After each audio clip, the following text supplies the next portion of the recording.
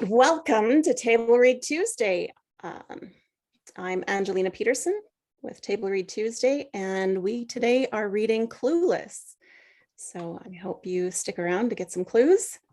And we're going to go around and give a little bit of an introduction to ourselves. So first, starting with Heather.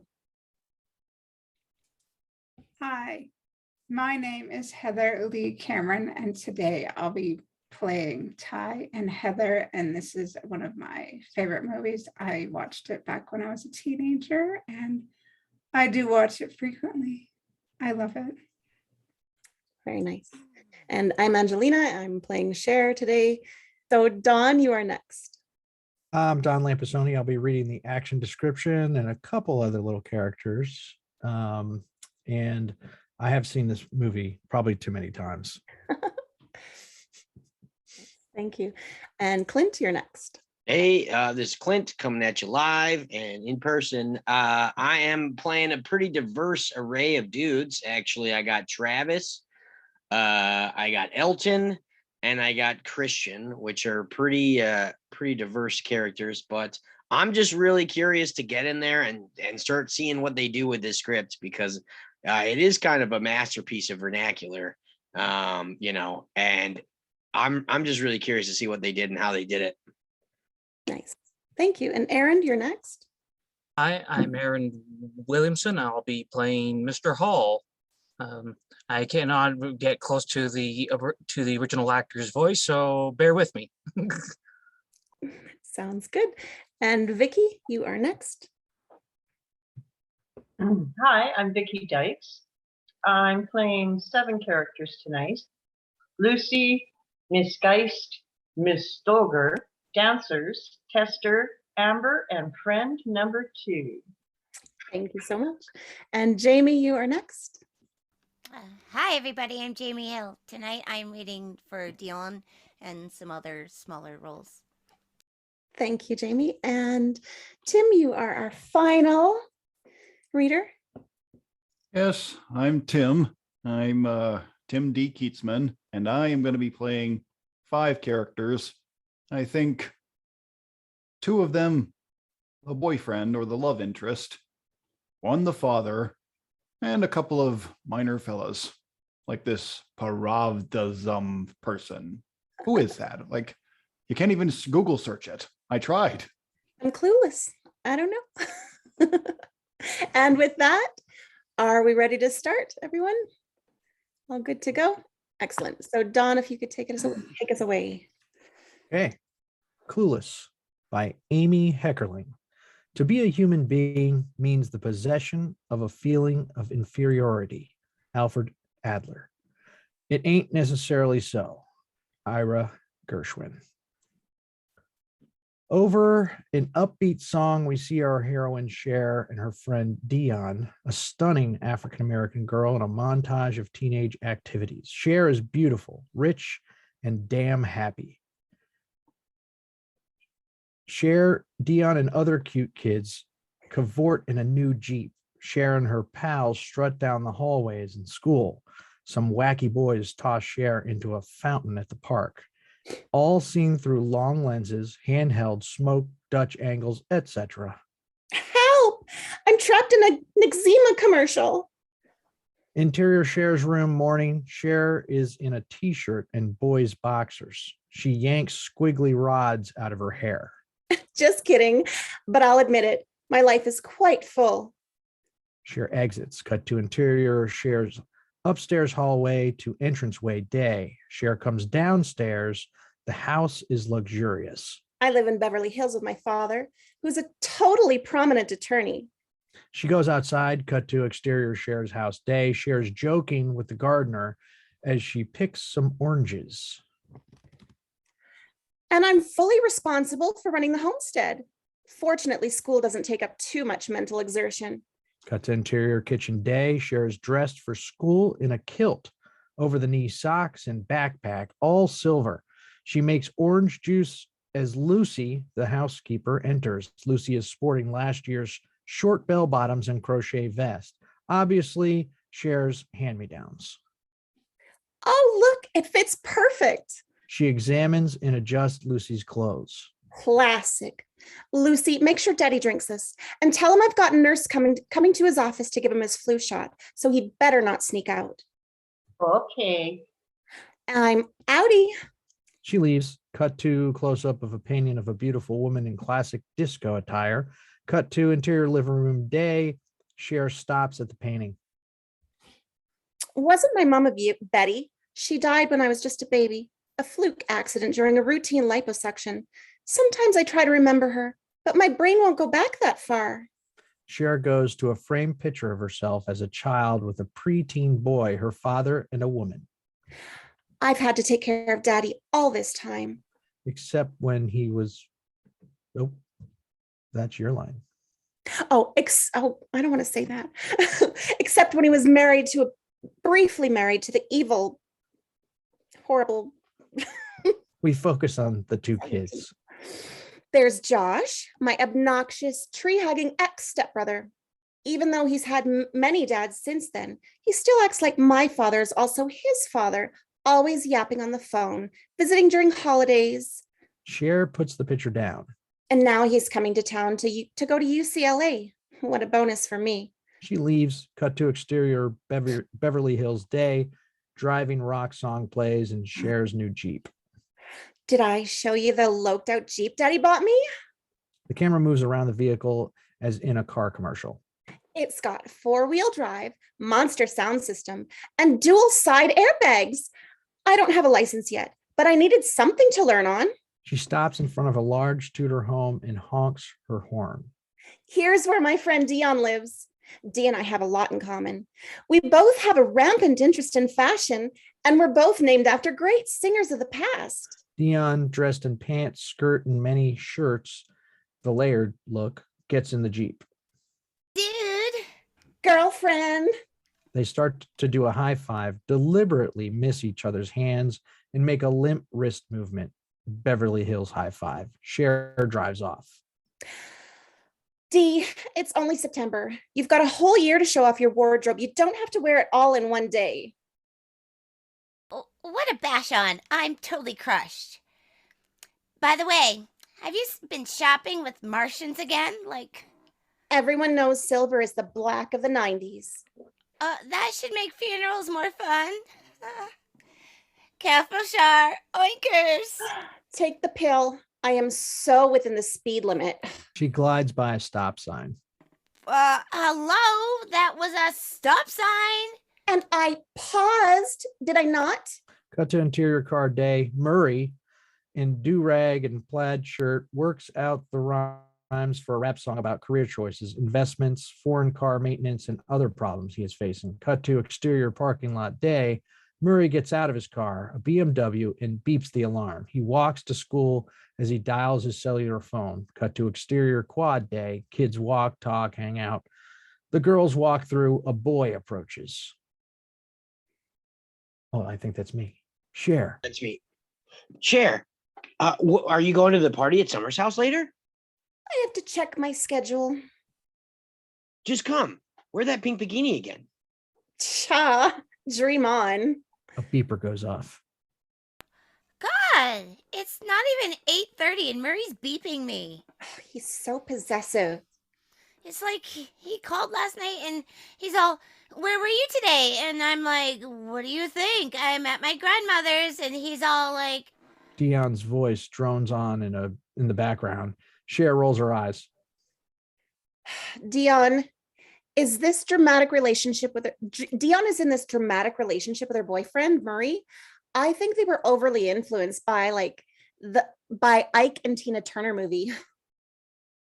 Dee, why do you put up with it? You can do so much better. "Oh no, here he comes." Murray, wearing pants slung far below his butt, approaches. Woman, why didn't you answer my page? Some teenagers gather around them to hear a fight. "I hate when you call me woman." Where you been all weekend? You down with OPP? OPP, you want to talk about OPP? Then maybe you can explain how this cheap Kmart hair extension got into your back seat. The kids around them make comments. Oh, wait, sorry, that was her thing. Then maybe you can explain how this cheap. Yeah, sorry. No, it's a misprint in the I script. don't know nothing about that. That must have come off of you. Sure, I do not wear shiny polyester hair, unlike some people, like, say, Shauna. Shauna? Man, you should get a job at the Fox Network. You have a real talent for fabrication, Shauna. That's right, Shauna. And anytime you decide you'd rather be with an anorexic bimbe instead of a woman who's too good to be true, blue, just pull up your saggy ass pants and go. They continue fighting. Cher backs away. Dion, I'm outie. See you later. In the middle of an emotional harangue, Dion waves goodbye casually to Cher. At least once a day, Dion and Murray entertain the students with dramatic improv. It's made them immensely popular. Everyone knows Dee and Murray. People take sides. Discussion groups form during lunch. Cher walks through the quad. We see some goofy looking couples and boys on skateboards. Personally, I can't imagine going out with a high school boy. They're so high maintenance, like dogs. You have to walk them, feed them, give them flea baths, just so you can have some nervous creature jump and slobber all over you. No, thank you. I have more important things to think about. Cut to interior debate class day. Should all Haitians be allowed refugee in America? Cher and Amber are in front of the class with Mr. Hall, a tolerant but overworked teacher. Amber will take the con position and Cher will be pro. Cher? Cher does her oration while moving her hand in a circular motion as if to clarify. So, okay, like the Haitians need to come to America, but some people are like, what about the strain on our resources? And it's like, when I had this garden party for my father's birthday and it's all catered, I said RSVP because it's a sit down dinner. Okay. People come in and people come that like didn't RSVP and I'm bugging and I have to haul butt to the kitchen, redistribute the food, and squish in extra place settings and people are on mismatched chairs and all. But by the end of the day, it was like, the more the merrier. And so if the government could just get to the kitchen and rearrange some things, we could certainly party with the Haitians. And in conclusion, may I remind you that it doesn't say RSVP on the Statue of Liberty. Enthusiastic applause and whooping. And Amber, reply.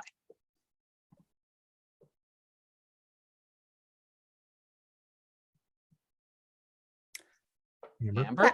Vicky. Mr. Hall, how can I answer that? The topic is Haiti, and she's talking about some little party. It was his 50th birthday. There were like 200 people. Whatever. If she doesn't do the assignment, I can't do mine. Oh, take a Midol, Amber. Ladies, cool it. Amber gives the class a sarcastic look behind Mr. Hall's back. Cool it. And any thoughts on Cher's oration? Elton, a clean-cut young man, is organizing his CDs. He raises his hand. So Elton, comments? Mr. Hall, I can't find my cranberries. Can I go to the quad and look before I snag it? Someone snags it? Mr. Hall nods and he leaves. Any further insights? Travis, the spacey long-haired Mr. Hall looks amazed. Mr. Hall, I had an insight. I'm all ears. Like the way I feel about the Rolling Stones is like the way my kids are gonna feel about 9 Inch Nails. So I shouldn't give my mother more shit about them. Yes, well, it's a little off the subject of Haiti, but tolerance is always a good lesson, even when it comes out of nowhere. Travis looks proud. With that in mind, I'll distribute your report cards. The class seems to sink a few inches as he distributes cards. Numerous conversations break out. And quiet, please. Is there a Christian Stodovich enrolled in this class? Has anyone ever seen him? Mr. Hall, Christian's parents have joint custody. Some idiots in the back laughed at the word joint. He spends a month in Chicago and a month here. Personally, I think it's a travesty on the part of the legal profession. Thank you for that perspective, Cher. Some Persian kids have loud conversation in Farsi. Can all conversations come to a halt, including Farsi, English, Japanese, Spanish? He hands a report card to Travis, who takes a glance at his grades, walks to the window, and starts to climb out. Mr. Hall pulls him back. And can suicide attempts wait till next period? He gives Cher her report card as the bell rings. May I remind you, these must be signed by tomorrow. The kids burst out of the classroom. Cut to interior hallway day. Cher walks down the hallway and calls Dion on her cell phone. Stop. You get your report card? Yeah, I'm toast. You'll never see me out of the house again. How would you do?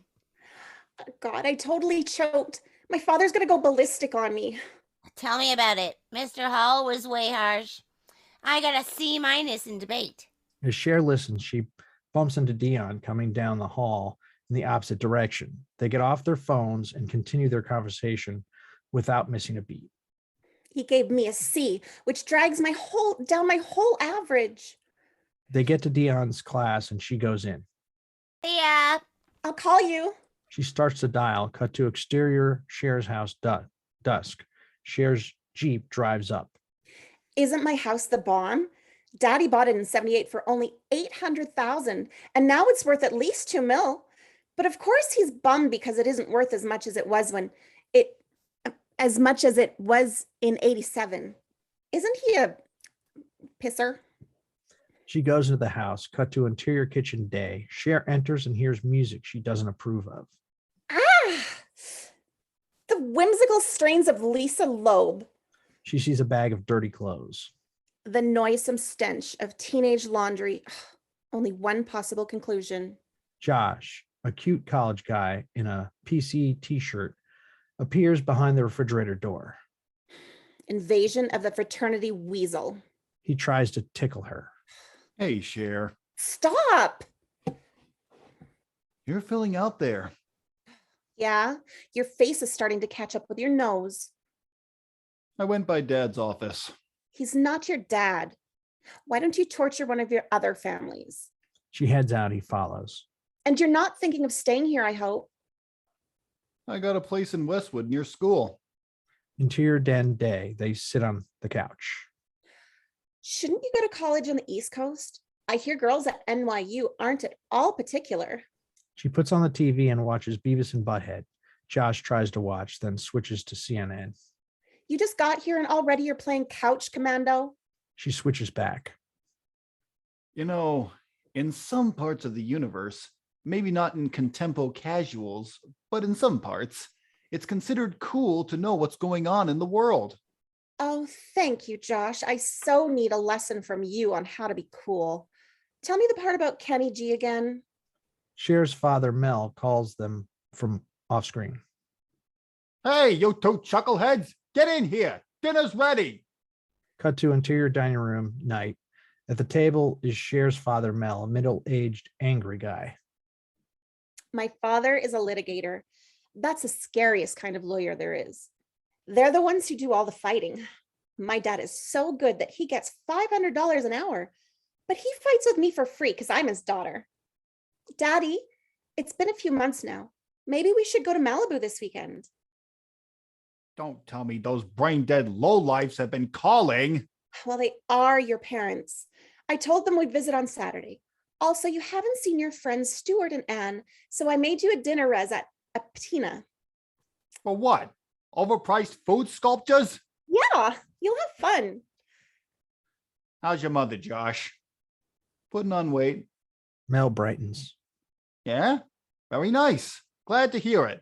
Have you been thinking about a little discussion on family law? Yeah, but I'd really love to be a public defender. What for? You want to have a frustrating, miserable life? Josh will have that no matter what he does. Also, I was wondering about criminal law. No. That's sleaze. It's not like on TV. You want to be doing something decent, something lucrative. Daddy, he's not even in law school yet. At least Josh knows what he wants to do, and he's in a good college. I'd like to see you have a little direction. I have direction. Yeah, towards the mall. Cher gives him the evil eye. That reminds me. Where's your report card? It's not ready yet. What do you mean? Well, some teachers are trying to lowball me, Daddy, and you always say never accept the first offer. I figure these grades are just a jumping off point to start negotiations. I'll have something for you to see by the end of the week. The phone rings. 3 of them check their phones. It's for Mel. He goes over some contracts as Josh and Cher fight. You're such a brown noser. And you're superficial, Space Cadet. What makes you think you can get teachers to change your grades? Only the fact that I've done it every other semester.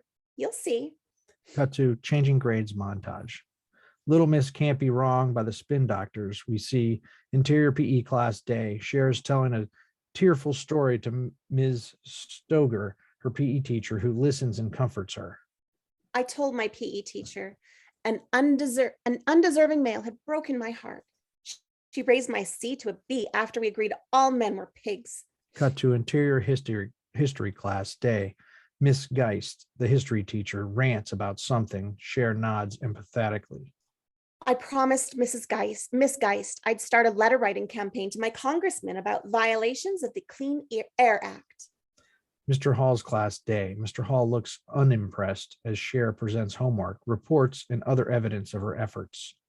But Mr. Hall was totally rigid. He said my debates were unresearched, unstructured, and unconvincing. As if. She tries cleaning the blackboard, begging and arguing as Mr. Hall moves her toward the door. Cut to interior hallway day. Cher's worried. She doesn't know what to do. I felt impotent and out of control, which I totally hate. I needed to find sanctuary in a place where I could gather my thoughts and regain my strength. The theme of Gone with the Wind comes up over. Exterior the Beverly Center sunset. Cut to interior mall day. The girls walk with lots of packages. Cher looks very depressed. What's up, Cher? Are you suffering from buyer's remorse? God, no, nothing like that. But we've been shopping all day and I still don't know what to do about Mr. Hall. What would make him more accepting of my scholastic efforts? How about ex-lazies? Ecstasy, I think. Ecstasy? Yeah, right. Wait a minute. Ecstasy. Cher, No, not the drug, the feeling. you're tripping. No, really. If there was like a way to get Mr. Hall totally blissed, like if he was in love or something. I'm so sure. Cut to exterior school parking day. Loaded down with books, Mr. Hall schleps through crowds of rowdy students. Here's the stats on Mr. Hall. He's single. He's 42. He earns minor ducats at a thankless job. Mr. Hall gets his beat up Toyota and struggles with the door. And he drives an old bucket. Cher observes him as he drives off. A good, healthy blank fest would be so beneficial. Cut to interior teacher's cafeteria day. We see an assortment of unattractive women. Unfortunately, there was a serious babe drought amongst the teachers. 2 elderly women pick at their sandwiches. Miss Wimmer and Miss Taylor were hardly age appropriate. 2 hideous women eat and talk. The evil trolls from the math department were actually married. One of the teachers takes out a candy bar and Cher's VO gets sidetracked. Ooh, Snickers. Mr. Stoger sits alone with her yogurt, Mrs. Stoger. In the grand tradition of PE teachers, Ms. Stoger seemed to be same-sex oriented. Miss Geist drinks some coffee and spills some on her blouse. Of course, there was always Miss Geist. Something told me not to discount her. Cut to interior Miss Geist class day. Miss Geist raves about an environmental problem. Cher takes notes as Elton gives her a neck rub. Sure, she has lipstick on her teeth. Her stockings are usually run, and she's been having bad hair days since September. But Mr. Hall might respond. It would be uphill, but it was doable. Cut to interior teacher's mailboxes in administration office day. Cher has a rosebud. She writes out a card as Dee reads it over her shoulder. Rough winds do shake the darling buds of May, and summer's lease has too short of date. But thy eternal summer shall not fade? Cher, did you write that? Duh. It's like a famous quote. From where? Cliff's Notes. Cher finishes the card and puts it in the rose in Miss Geist's box. A secret admirer? Why didn't you sign Mr. Hall's name? Geist needs a little warming up. Let her get used to the idea of being liked. Get her hormones going. Dion nods at this wisdom. Her phone rings. Stop. My father says he's gonna stop hanging up. My father says he'll stop hanging up on you when you start speaking English. You tell him. The girls duck behind the corner. Miss Geist clunks over, sees the flower, and reads the card. A smile plays across her face. Cher and Dion watch with warmth. Sure, she actually looked happy. Oh, what a Kodak moment. Cut to interior debate class day. Cher is busy styling Amber's hair. Travis puts stickers on his skateboard. Elton talks on his cell phone. Paroudasm benafshin Here. 16 parties to work off.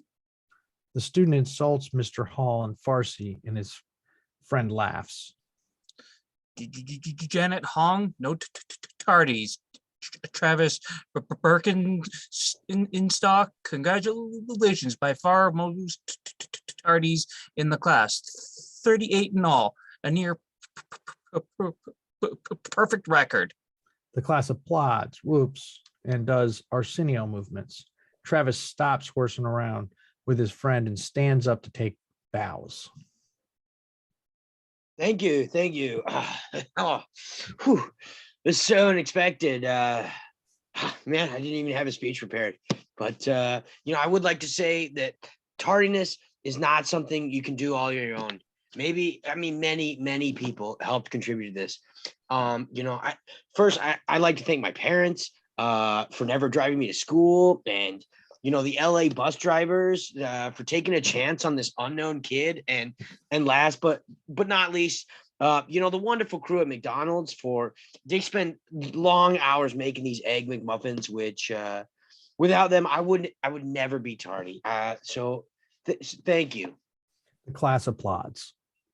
Well, if Mr. Birkenstock has no political messages to include in his speech, I'll go on. Cher Hamilton, 2 tardies. Cher stops hairdressing.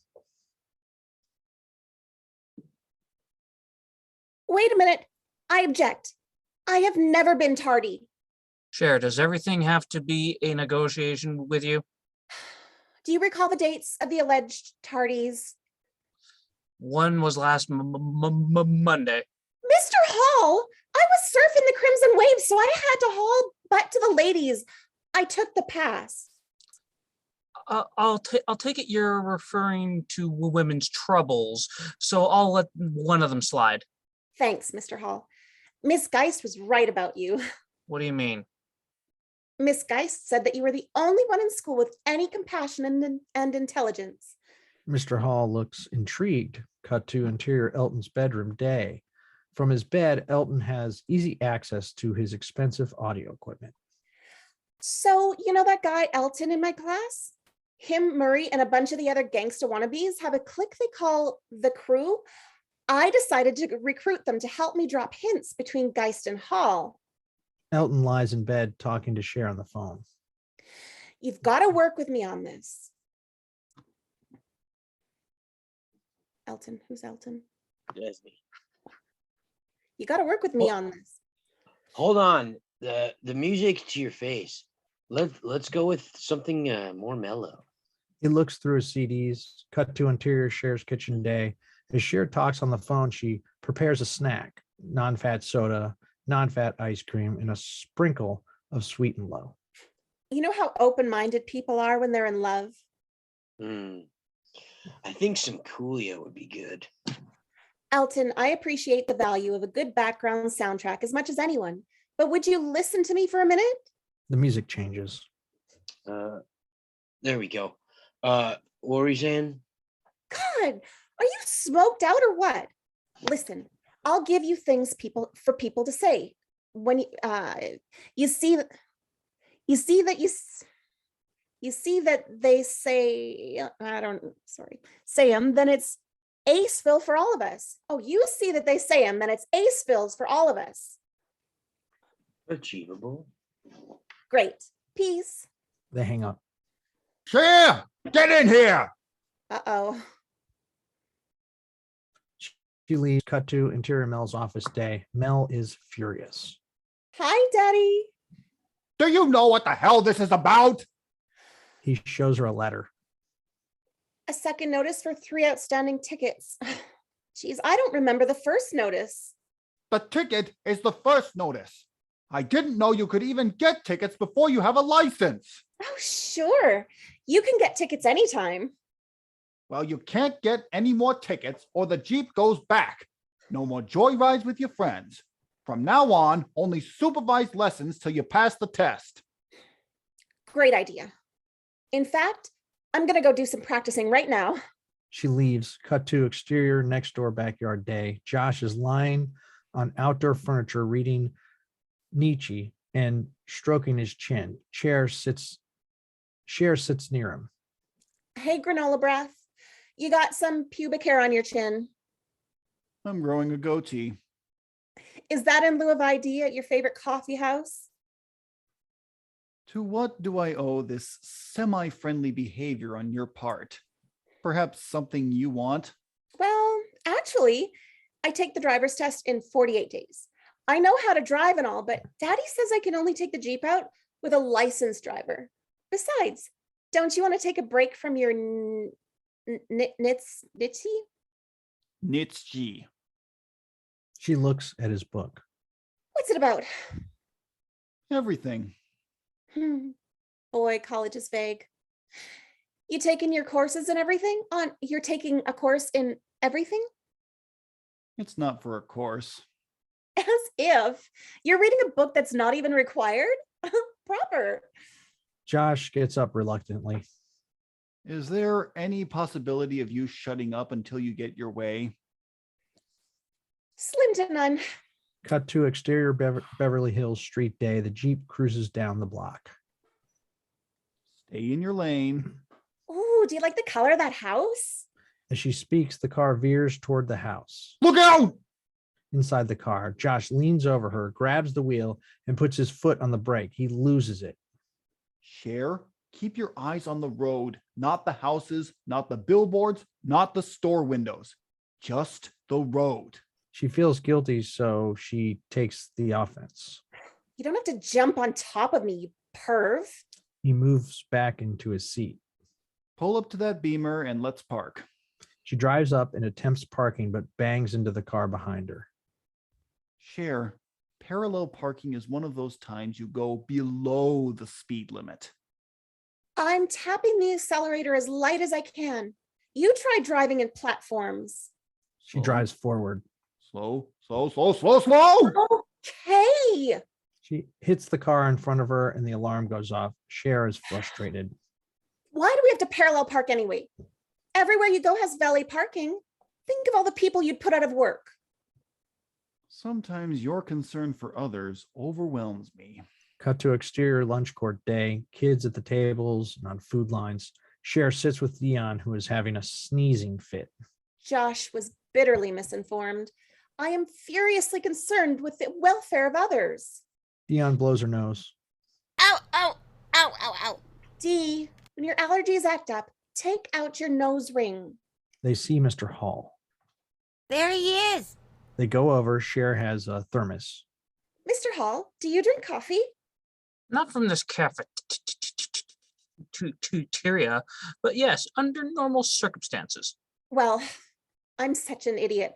When I packed Daddy's lunch this morning, I gave him my lemon Snapple, and I took this sucky Italian roast. She opens it under his nose. Would you like it? It smells great. Sure. You don't want it? Duh. It might stunt my growth, and I want to be 5'10" like Cindy Crawford. I figured either you or Miss Geist would enjoy it.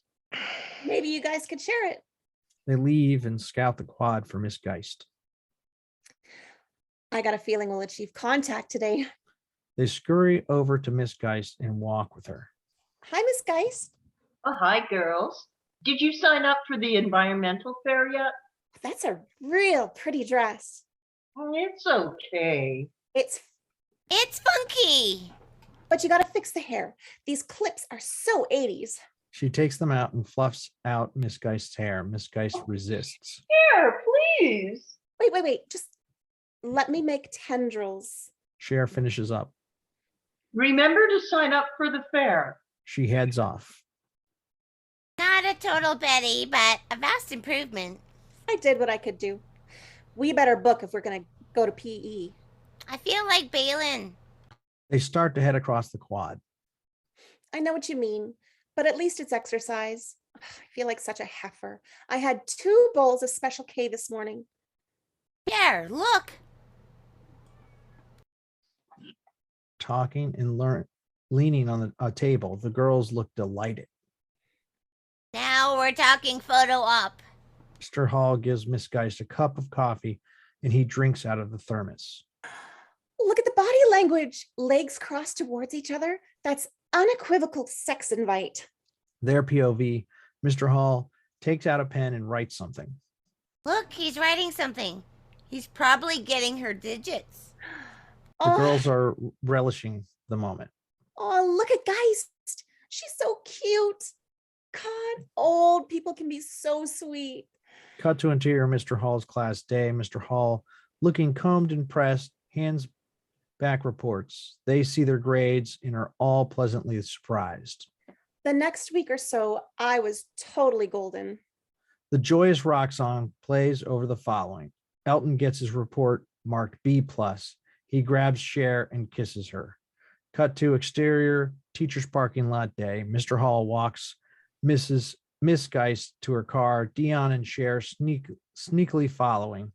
The teachers get to the car and chat. The girls silently urge Mr. Hall to make a move. As Geist opens her car door, Hall awkwardly gives her a peck goodbye. The girls high five. Cut to interior Geist class day. One side of the blackboard Miss Geist has reserved for homework. She erases a lengthy assignment and writes, "Have a good weekend." The kids look at each other with astonishment. Cut to exterior lunch court day. Cher enters the area and is met with a round of applause from appreciative students. She modestly acknowledges them. Cut to interior Mel's office day. As Mel works he discovers Cher's report card amongst his paperwork. Cher enters with tea and cookies for him. What's this all about? My report card. Still the same semester? Uh-huh. So what was the chain of events here? You handed in some extra credit points? She reaches out the window and gets a lemon. No. They let you take the midterms over? Uh-uh. You're saying you argued your way up from a C+ to an A-? Totally based on my power of persuasion. That's my girl. You proud? I couldn't be happier than if it was based on real grades. Now, this is the kind of accomplishment that tells me I won't have to worry about my little girl. You won't, Daddy. He gets back to work. Can I go to D's? Go have fun. She bounds out of the room. Exterior driveway night. Josh is pulling out of his Toyota. Cher runs over. Josh, wait! She gets in his car. Drop me a D's? Just like that. Drop me a D's. No, please. Thank you. Would you be so kind as to... God, it's like right on your way. No need to wig on me. He drives off. You always assume people will do whatever you want and you don't have to do a thing. Everybody Hurts by REM plays on the radio. Wah, wah, wah. Leave that. They both keep pressing the buttons stubbornly. So, like, when you go to college, are the black clothes and crybaby music included in the tuition? It's not crybaby, it's alternative. Yeah, alternative to good. I'll bet you don't even know what REM stands for. I do too. Rather earnest moaners. How about really agrariously maudlin? He looks at her a little surprised. Is it possible that you actually have half a brain under all that hair and all that hair mousse? Right, as if I used mousse instead of volumizer. He shakes his head with resignation. Cher Oh, is as if I oblivious. used- What class are you going to? Actually, I'm going to a tree people meeting. I'm chairing the publicity committee. We might get Marky Mark to do a celebrity planning. That is so dope. Getting Marky Mark to take time from his busy pants dropping schedule to plant trees. I mean, why don't you just hire gardeners who know what they're doing? Maybe Marky Mark wants to use his popularity for a good cause. Maybe he wants to make a contribution. An odd concept. Perhaps you heard of it? Duh. Have you seen all the clothes I contributed to Lucy? Oh, forgive me. You're just the Mother Teresa of Rodeo Drive. And I've spent many hours helping two lonely teachers find romance. Which I'll bet serves Cher's interests more than theirs. If I ever saw you do something that wasn't 90% selfish, I'd die of shock. Oh, that'd be reason enough for me. Stop here. She gets out. Cut to exterior Dion's home night. Josh greets Dion and Murray, then drives off. Josh is single, isn't he? I guess. Maybe we should fix him up with someone. No way. Why not? He's cute. I beg to differ. I think he's a Baldwin. Hey, would you do me a selfish? Would you call me selfish? No, not to your face. Psych. No, really. He's just giving you all shit because he's going through his post-adolescent idealistic phase. Whatever. Where are we going? They go to Murray's car. Humphrey yogurt. Penguins.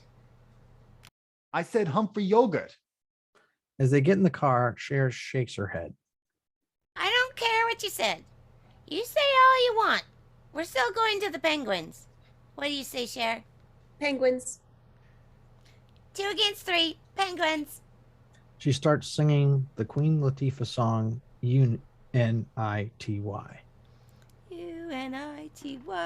You gotta let them know. Cher joins in and they dance around. Unity. Where you get the yogurt. Shit, they don't mix no fruit there. They've got toppings. Suck ass toppings. Toppings are whack. They continue as they drive off. Cut to interior gym day. Dion, Cher, and classmates wait online for turns at hitting tennis balls from an automated machine. Ms. Stoger demonstrates the stroke. And follow through. Always follow through.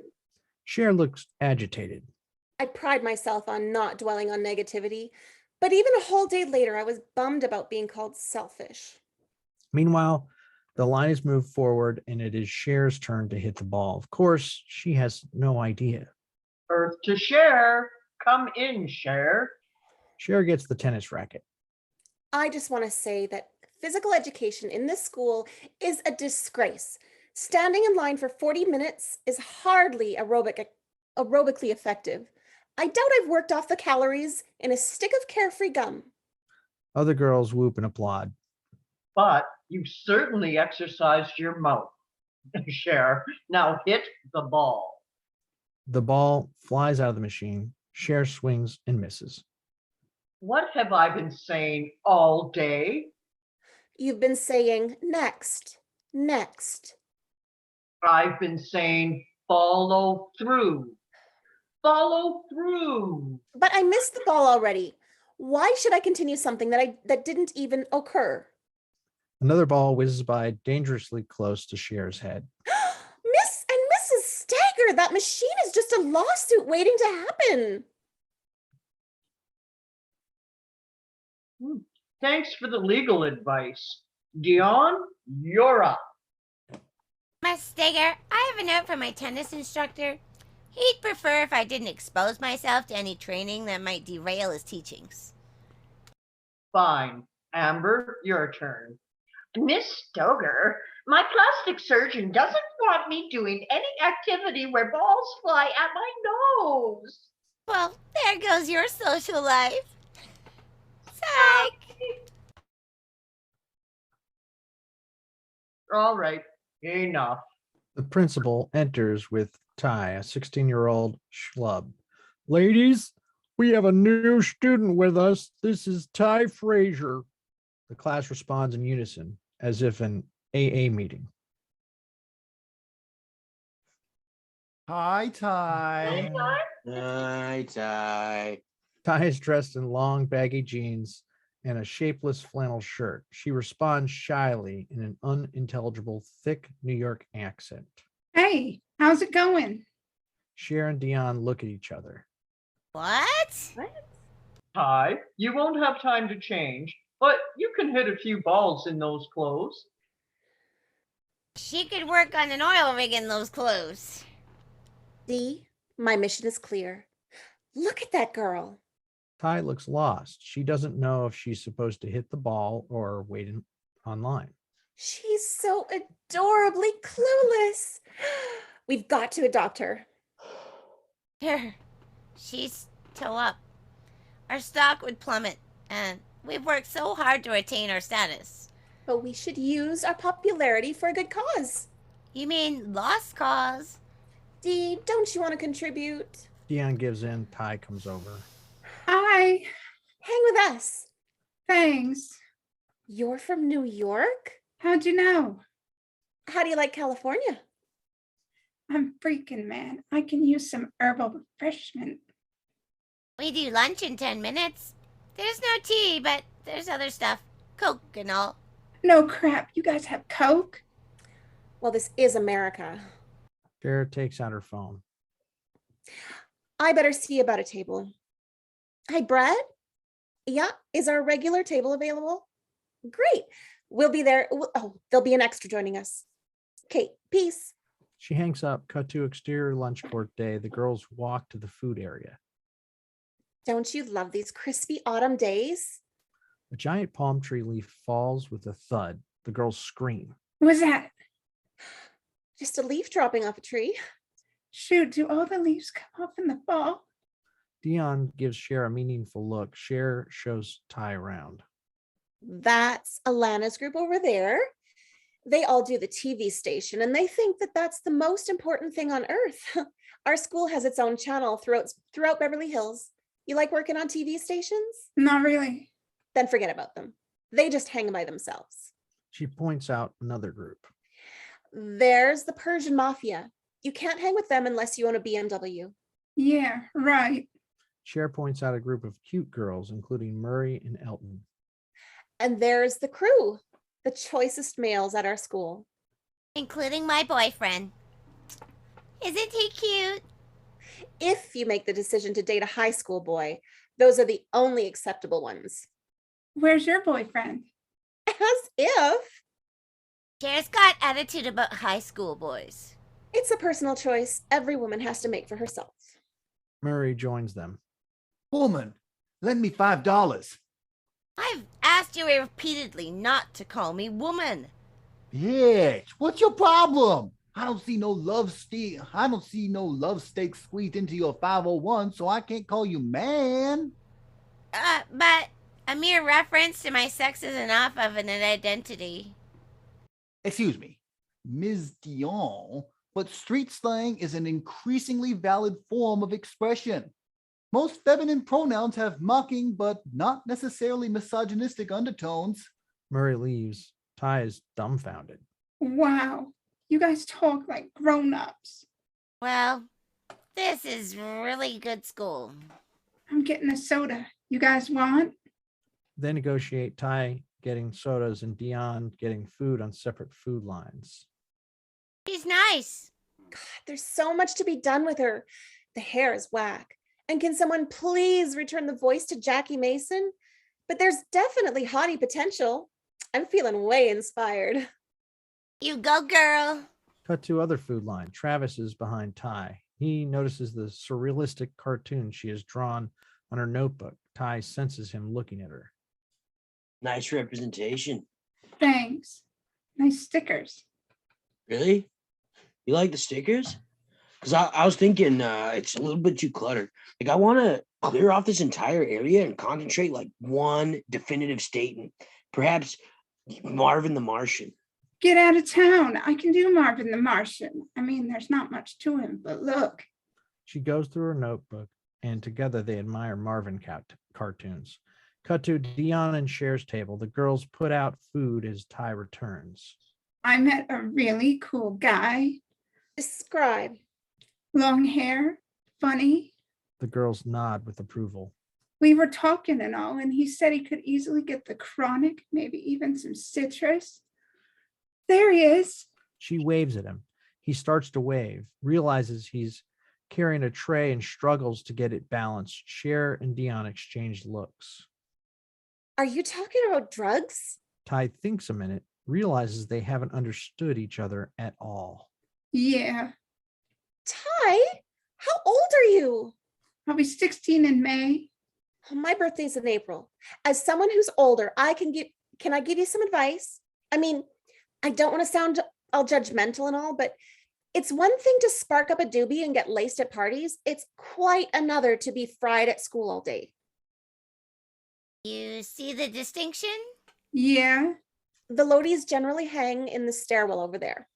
She indicates an area peopled with baked students. Sometimes they get to class and say bonehead things, and we all laugh, of course, but no respectable girl actually dates them. I don't mean to be harsh, but you don't want to start off on the wrong foot, do you? You have a dependency problem? Because they have groups here. I don't think so. Hey, I got a great idea. Let's do a makeover. What do you mean? Do your makeup, figure your colors, replan your wardrobe. No, Let her. Cher's main thrill in life is makeovers. It gives her a sense of control in the world of chaos. Please. well, yeah, sure. Shoot, you guys, I've never had straight friends before. Cut to interior Cher's house day. Cher, Dion, and Ty enter. Holy crap. Ty walks through, looking up. Look at that chandelier. She walks into a table. Dion rolls her eyes. You guys must be rich. She examines the unusual window treatments. Wow. Who'd have thought of making curtains like that? Come on, Ty. We've got a lot of work to do. She drags her along. Really, really a lot. Interior Cher's drive-through closet day. Cher could stock a department store.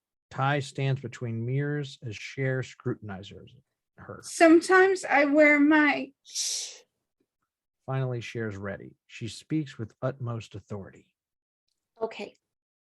As I see it, we've got too many incongruous looks fighting for limited body space. She circles Ty. The metal boots say neo-punk. The jewelry says hip-hop. And the dust mop jeans go beyond grunge, into the realm of unkempt. You've got warm colors battling it out with cold colors, which, by the way, you should never wear. You're definitely in autumn. Actually, I'm a Taurus. I mean autumn colors. The baggy look is not for petite women. But I hate my hips. Then we'll accentuate the waist. For your body type, bare midriff as a godsend. Cher snaps her fingers and points to a chair. Ty sits. Over a song like To Be Real, we see Cher expertly applies makeup to Ty. As Ty models a little blouse, Cher takes a pair of shears and cuts off the bottom. Ty yanks it down, trying to hide her stomach. Cher pulls it back up and smacks away Ty's hands. On her computer, Cher programs in Ty's outfit and tries various shoes and hair ornaments on the generated picture to pick them more rapidly. Finally, a completely transformed Ty admires herself in the mirror. She is amazed and delighted. Cher is proud of her accomplishment. Ty hugs her. Interior, Cher's den day. Buns of Steel is on the TV as Cher and Ty in stylish workout clothes follow along clumsily. You know that famous expression, teacher, heal thyself? Well, it's true. As I got into molding Ty, I found myself on quite a self-improvement kick. Cut to unbeknownst to the girls, Josh enters and watches them. Ty collapses. I can't do another lift. And my buns don't feel nothing like steel. Okay, it'll get easier as long as you do it every day, not just sporadically. How do you know if you're doing it sporadically? Josh looks bewildered. What is Cher up to? That's another thing, Ty. We've got to work on your accent and vocabulary. Like sporadic means once in a while. Try to use it in a sentence today and find some other adjectives besides the F word. Ty nods earnestly. If you're here, who's watching Neiman's? Ugh, the dreaded ex-brother-in-law or stepbrother. Ty, this is Josh. Josh, Ty. Nice to meet you. He heads to interior kitchen day. Cher follows him in, waiting for a compliment. I don't believe it. That I'm devoting myself so generously to somebody else? No, that you found someone even more clueless than yourself to worship you. God, what is it with you? I rescue someone from dateless, lonely, teenage hell, and you're still bagging me? You're just getting a buzz from the ego boost. As if. And as soon as you get bored, you'll forget all about her like your pet lizard that you forgot to feed. That is so untrue. First of all, that lizard ate live flies, so I couldn't deal.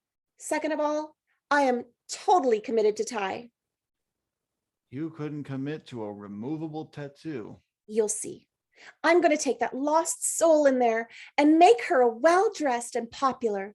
Her life will be better because of me. That's something no female can say about you.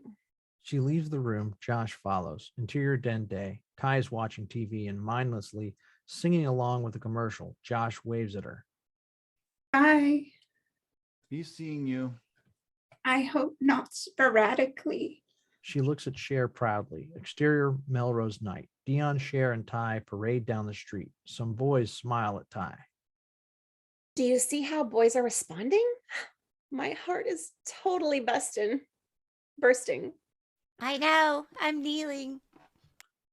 They spot Travis sitting in front of an ice cream store. Hey, there's Travis from school. What's he doing? Panhandling? No. They get to him.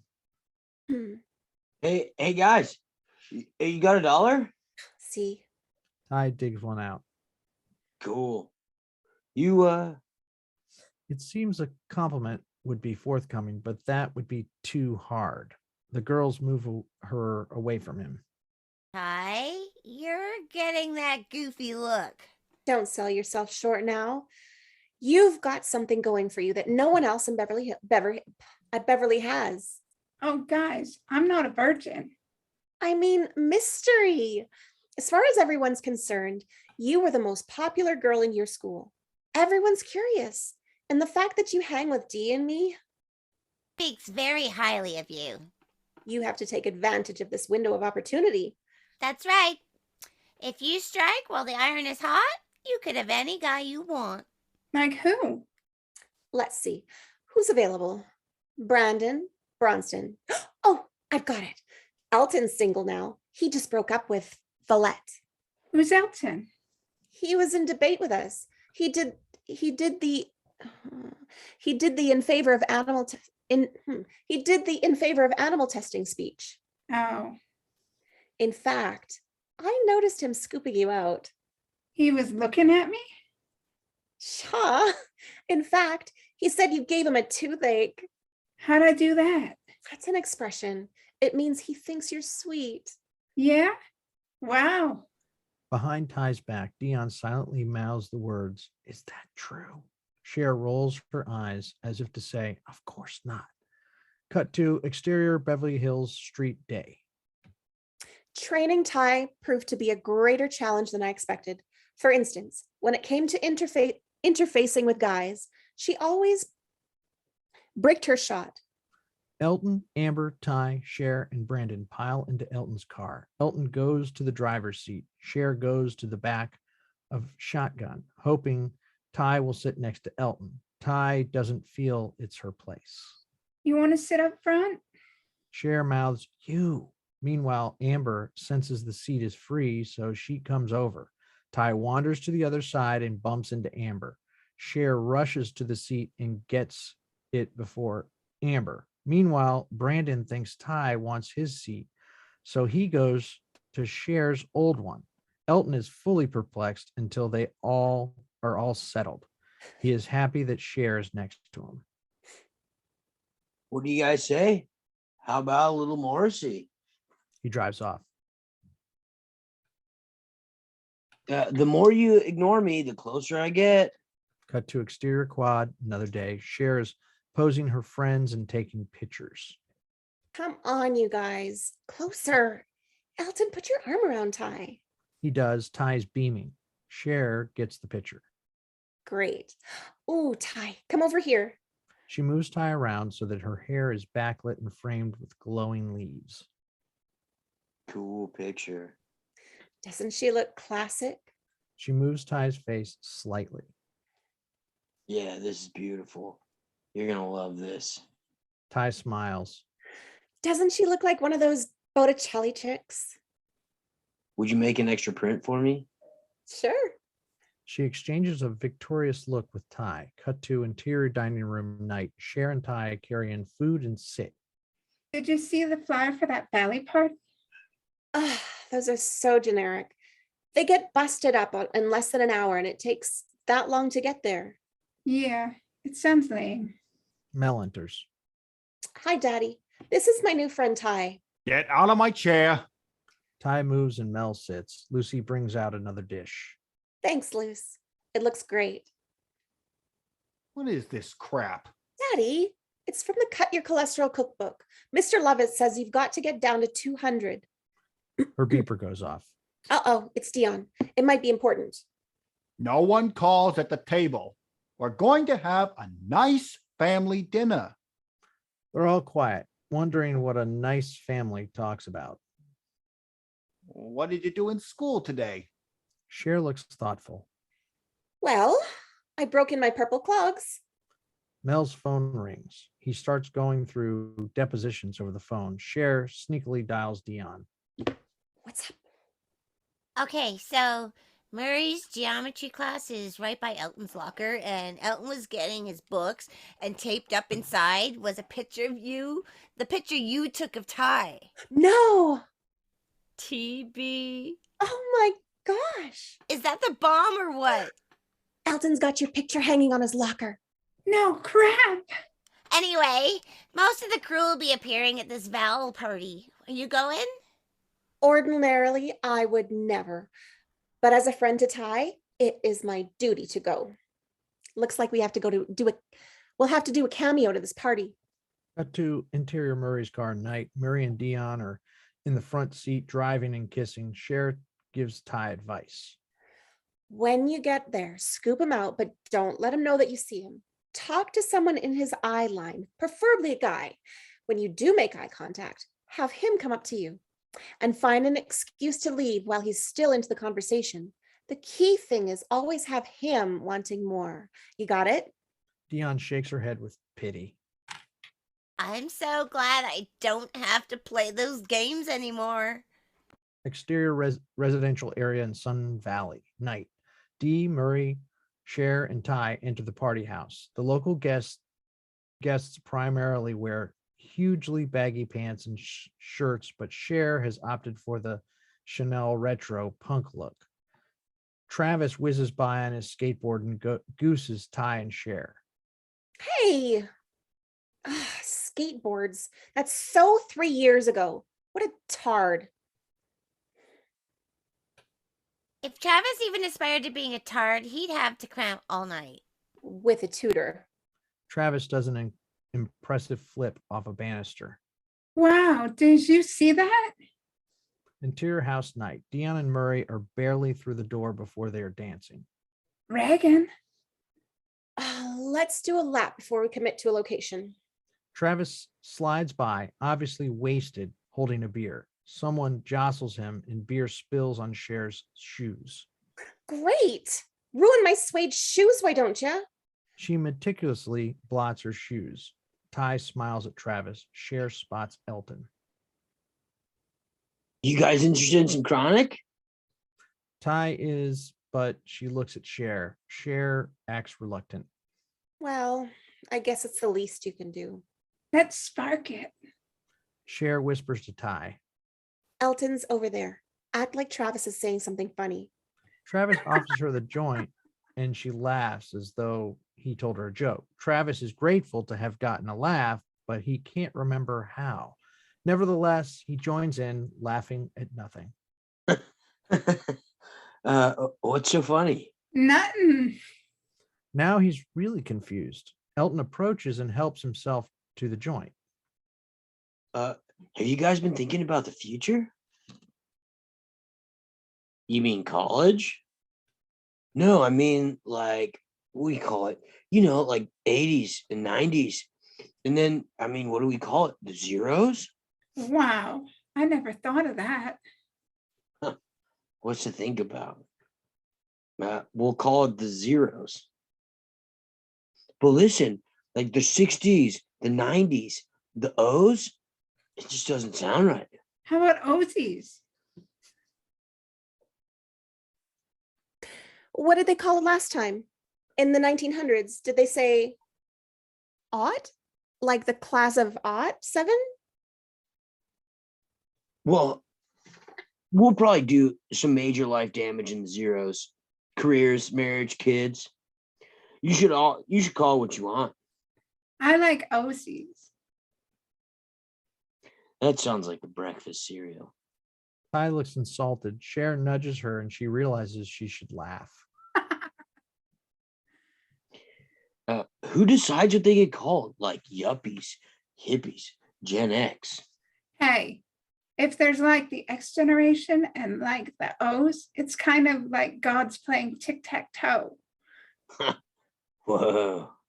Travis and Ty laugh. Elton gives Cher, can you believe them? Look. Summer comes over with a credit card. Let's play suck and blow. Everyone sits close together. A person sucks in the credit card and passes it to the next person by blowing while the other sucks. If it falls, you wind up kissing. When Elton has to pass it to Cher, it drops and their lips touch. God, Elton, you stopped sucking too soon. People laugh, so she has to shove Elton. Try again. He sucks the card. No, go that way. A song Elton dislikes comes on. EMF? What is it? 99.2 something? I gotta change this. Cher whispers to Ty and moves her towards Elton. Go help him. I can't. Yes, you can. What do I do? Just tell him what a great taste he has. Suddenly, they hear Dion screaming from upstairs. They rush up to interior upstairs hallway night. Dion is in a state of extreme duress as some partygoers silently look on. Oh my God, oh my God, oh my God, oh my God. What have they done to you? What have they done? Me, Dee, what is it? She holds the sobbing Dion. Why did he do it? Why? Woman, you bucking for the best performance by a beep at the Rag of the Valley party? His friends laugh. We see what is upsetting Dion. Murray has allowed his friends to shave his head. You look good, man. Oh, it's a craps. And now you'll swim faster. See? They like it. Nothing wrong with this haircut. Don't you even have a mind of your own? Don't you ever think before you do moronic things? And right before the yearbook pictures? When they ask, who is your boyfriend? What will I say? What will I tell my grandchildren? He starts Oh! crying again, goes into the bathroom and slams the door. Murray knocks on it. Dion, Dee, come on out of there. No! They continue arguing through the door. Cher turns to Ty. Same thing happened at the junior prom. She spent the entire after party in the bathroom. This is going to be a while. They head downstairs. She's really gone mental. Maybe, but the opportunity to try material on a fresh audience is the main appeal. They wobbly descend the stairs. That almost destroyed my buzz. I'm still baked.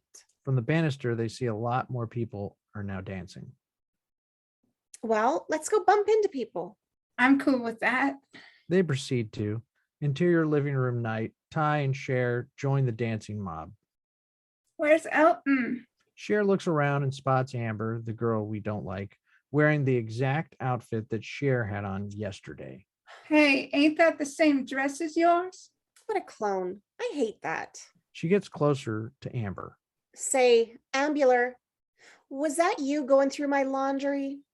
As if, like I would wear something from Judy's. I'd call you a fashion victim, but I understand you people prefer ensemble and challenged. Travis jumps down from the second floor landing as if he were at a concert. Various dancers get knocked over and pissed off. Hey, watch it. Oh, cut it out. Ty helps him up. Are you okay? He limps. Oh, I fucked my ankle.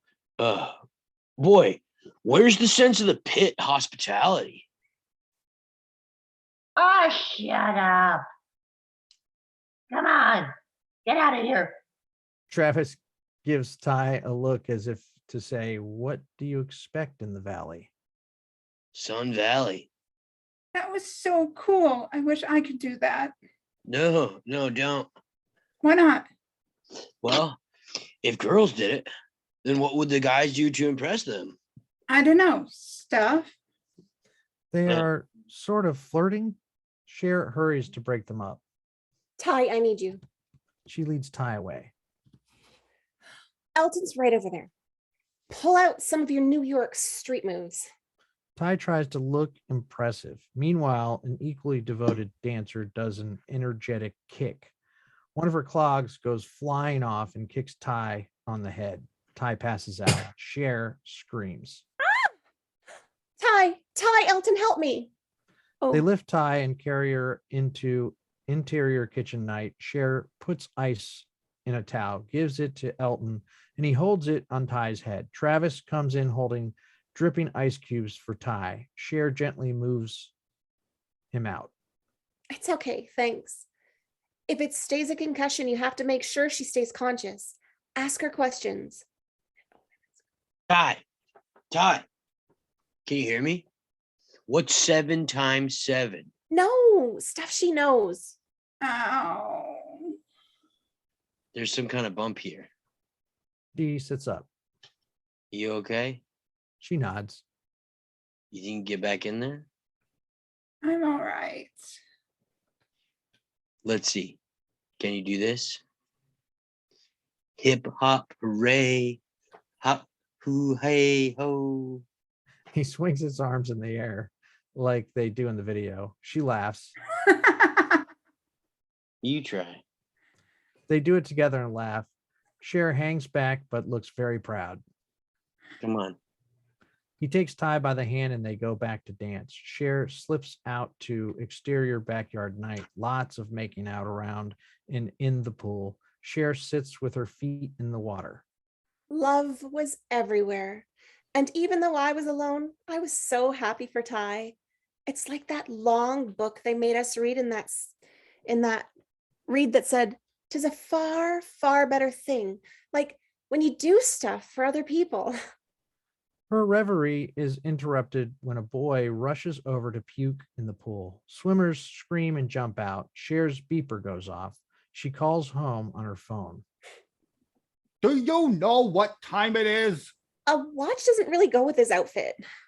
Where are you? Just having a snack with my girlfriends.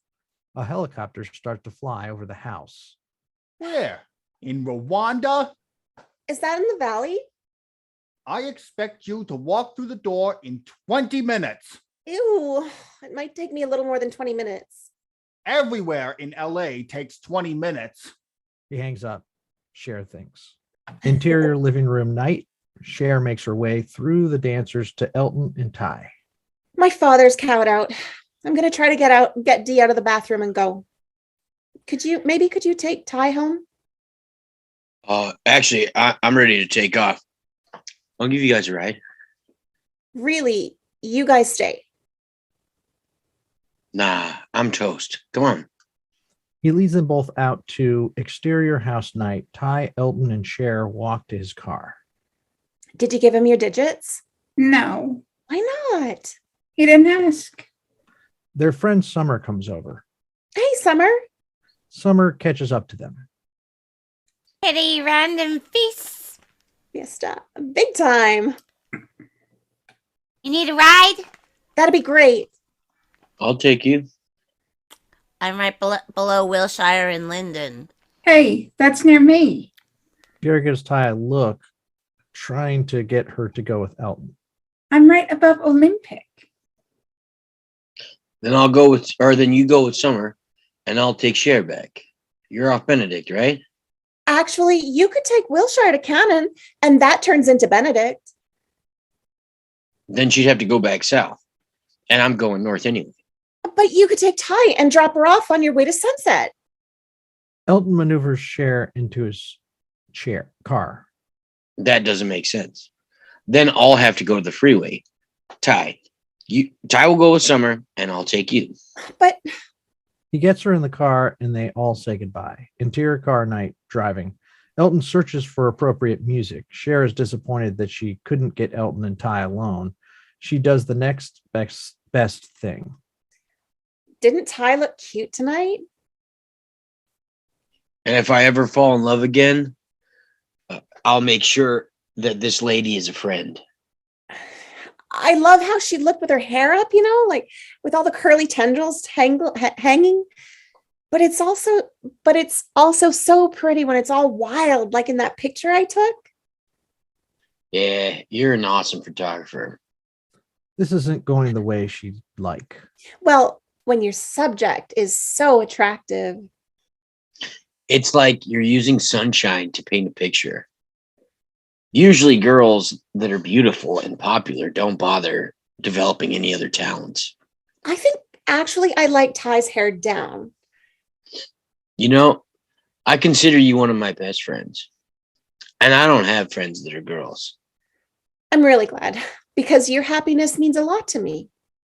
It does? Sure. I mean, I saw how hard your breakup with Valette was, and I think you're a special guy. I'd like to see you settled already. He pulls up into an empty store's parking lot. Hey, where are we going? Elton stops the car and pounces on her and smothers her with kisses. I knew it. I knew it. You knew what? You're totally sprung on me. He kisses her hand. She snatches it away. Hello? Don't you mean Ty? Ty, Oh, weren't you just dancing with her? I knew you wanted me to. I did you a props. You have her picture in your locker. I have a picture you took in my locker. Cher starts to get that sinking feeling. I'm having a Twin Peaks experience. Elton starts kissing her again and she moves away. I felt it when you kissed me tonight. Suck and blow is a game. He keeps trying. Stop! What's the deal? You've been flirting with me all year. As if I've been trying to get you and Ty together. What a bum. Why would I go with Ty? Why not? Why not? Why not?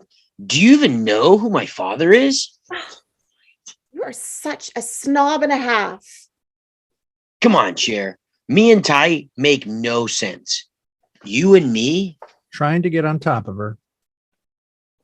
that makes sense. Cut it out. Come on, Cher. Stop it. He gets more persistent and she gets out of the car and slams the door. Cher. F you. Cher, get back in the car. Leave me alone. He starts the car and screeches away. Cher is surprised he actually left. Hey, where are you going? She realizes he left her there. She's stunned. Shoot. She walks around in a daze, then decides to look for street signs as she dials her phone. Yeah, can I have the number of the cab company? I don't know which one. What do you have out here? Hand it over. A gun is pointed at Cher. She screams. You see a teenage boy with a gun. Give me the phone. She does. She is paralyzed with fear. And the bag. She hands it over. Now go to the ground. Face down. This is a Karl Lagerfeld. Get down. She drops to the floor and he runs away. Cher picks herself up and wipes off her dress.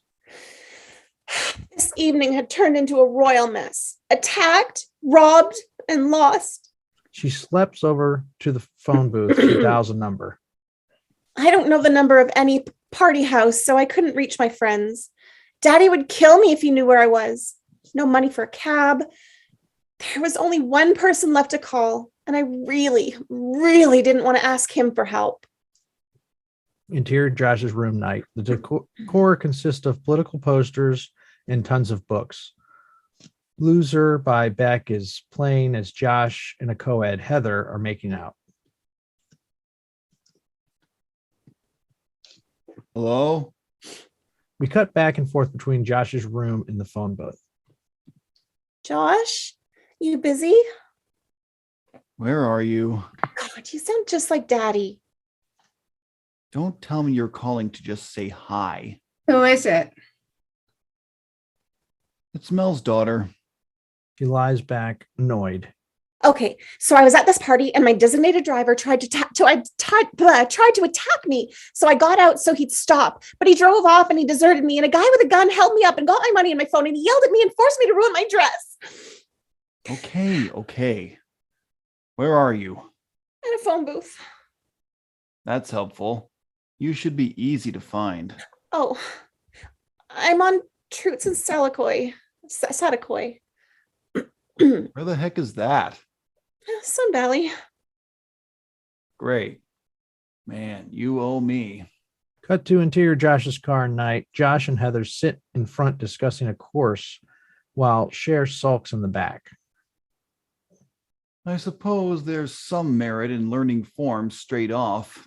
But he's taking our minds at their most fecund point and that restraining them before they wandered through the garden of our ideas.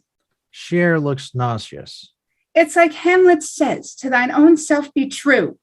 Hamlet didn't say that. Polonius did. I think I remember Hamlet accurately.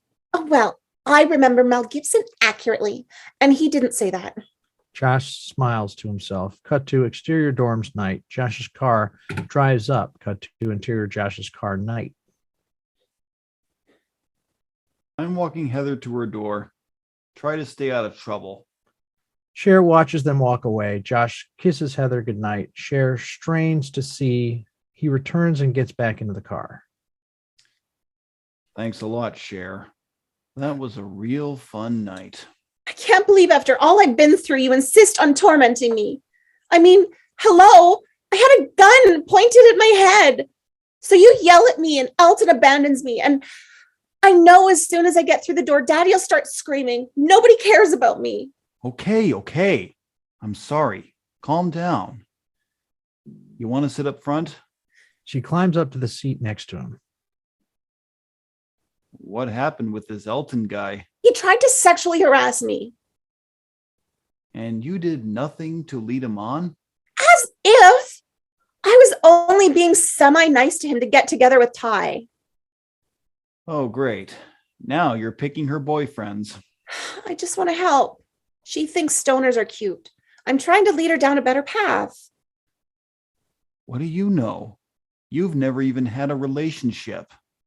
I know that Heather girl is all wrong for you. Based on a half-hour acquaintance? She's a downer, and you're a downer. Two wrongs don't make a right. He wants to argue with her, but he also wants to hear what she's going to say. Oh, really? You need an upper to balance you. You plod. You need someone who skips. You're earthbound.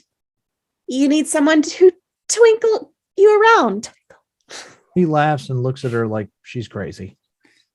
You need to sober up before your father sees you. Interior shares bedroom day. Shira's getting a massage. What was I going to say to Ty?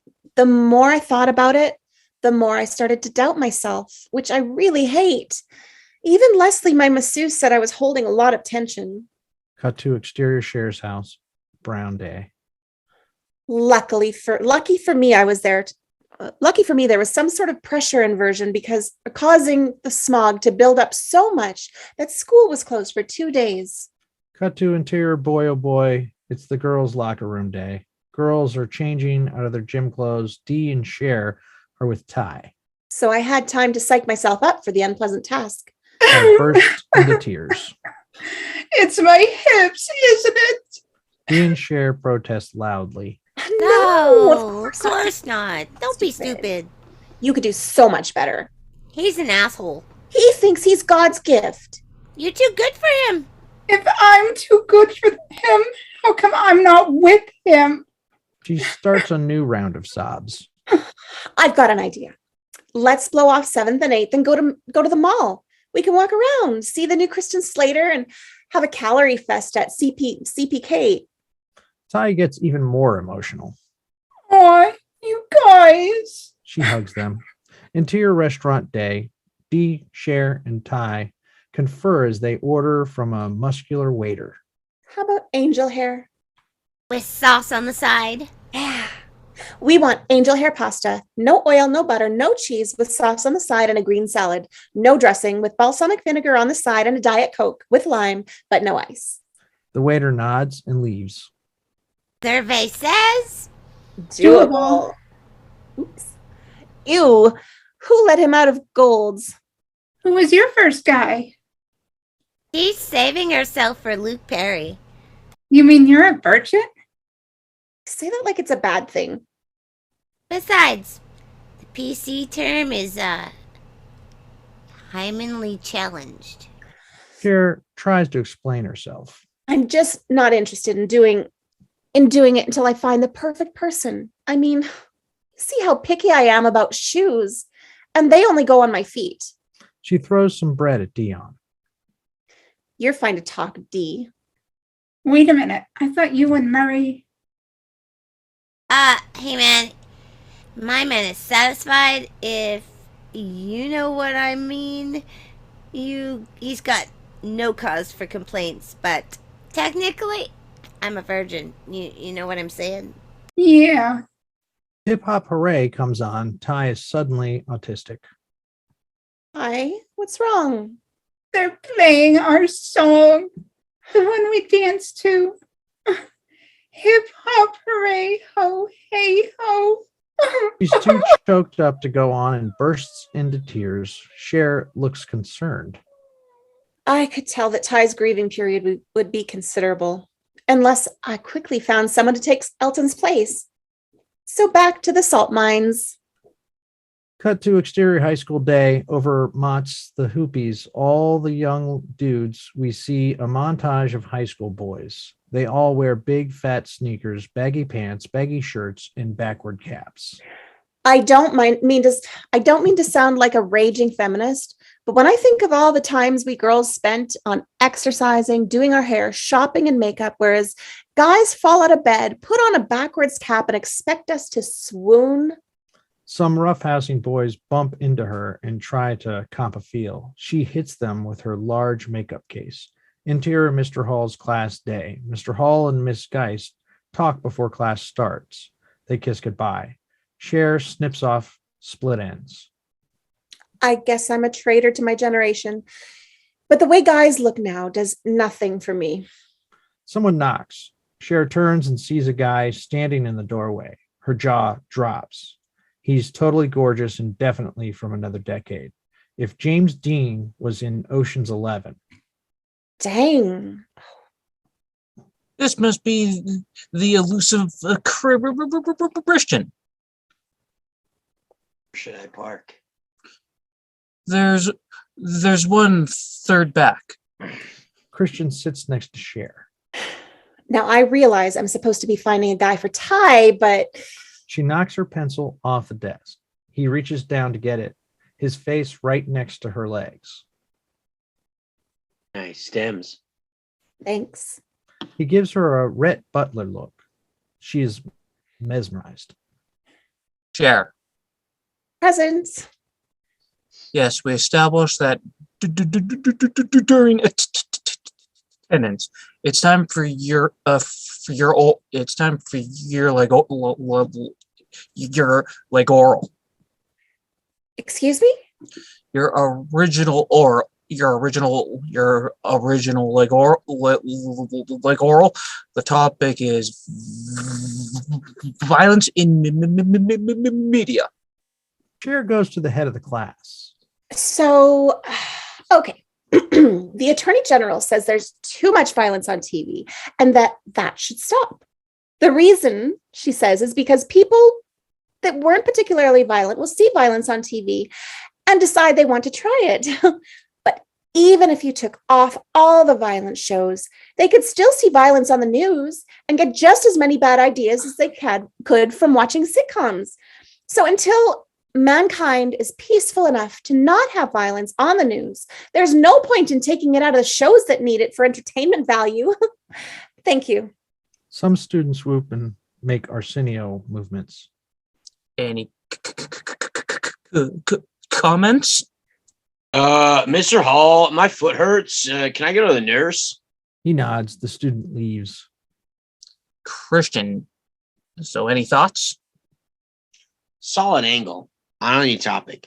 Strictly locked up legit. Mr. Hale looks confused. Travis? Two very exhausted or enthusiastic thumbs up. Fine holiday fun.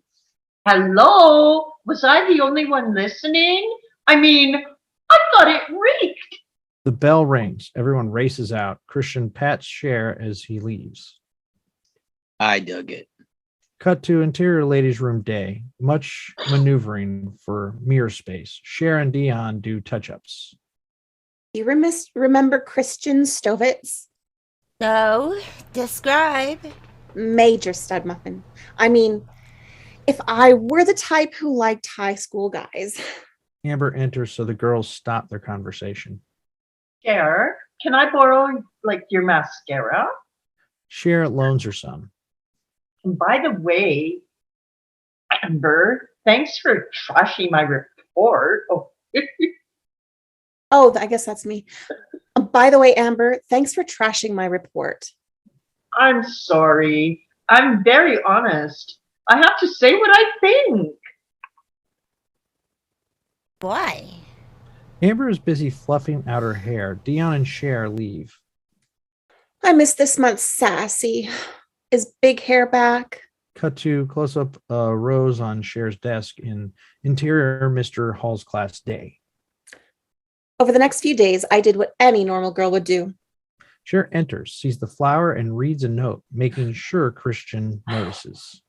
I sent myself flowers, candy, and love notes so Christian would see how desired I was, in case he didn't know. Cut to another day. Cher enters to find candy, which she shares with her neighbors. Also, sometimes you have to expose the skin a little. This reminds guys of being naked, and then they think of sex. Cher slinks out of her jacket, revealing a strappy backless dress. Christian pretends to fall off his seat. She laughs. And if they make any attempts to humor you, you have to pretend they're hysterical. Cher listens to Mr. Hall lecture.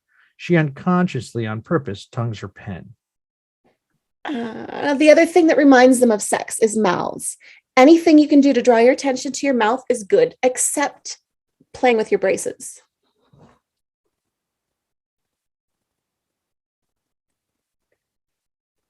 Christian? Oh, hey, Duchess. Yeah, He offers her some gum. thanks. So, you ration this weekend? Huh? Like Saturday? I'm new, but maybe we could, but maybe you got the yen with some heavy clam bakes. Well, my ex-stepbrother's frat is having a party. The Breeders are playing. Solid. Interior dining room night. Mel, Josh, and young lawyers pour through stacks of paperwork. Suddenly, Daddy had a case that had to be solved right away. So some clerks and Josh came to help him go through a gazillion depositions. The doorbell rings. They all ignore it. It rings again. Daddy, I can't open it. I have to make him wait a while. Then he can wait outside. Lucy!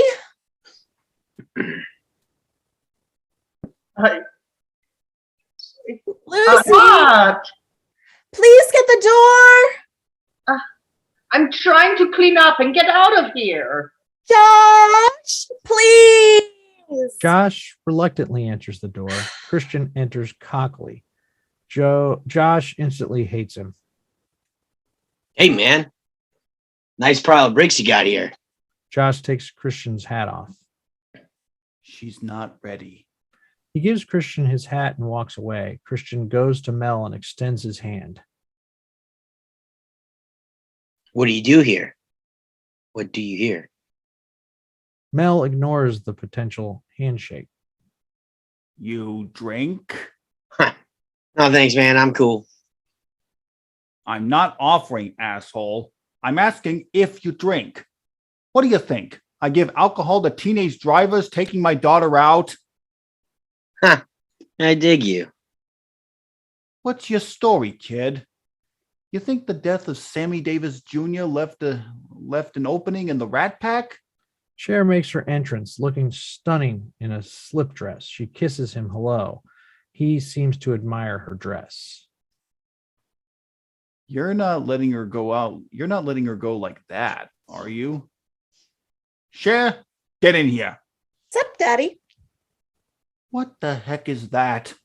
A dress? Says who? Calvin Klein. It looks like underwear. Go put something over it. Duh, I was just going to. She goes off. Mel turns to Christian. Remember, no drinking and driving. If anything happens to Cher, I got a 45 and a shovel. I doubt anyone would miss you. Cher returns, having put on a sheer wrap. She leads Christian out. Bye, Daddy. Exterior Cher's house night.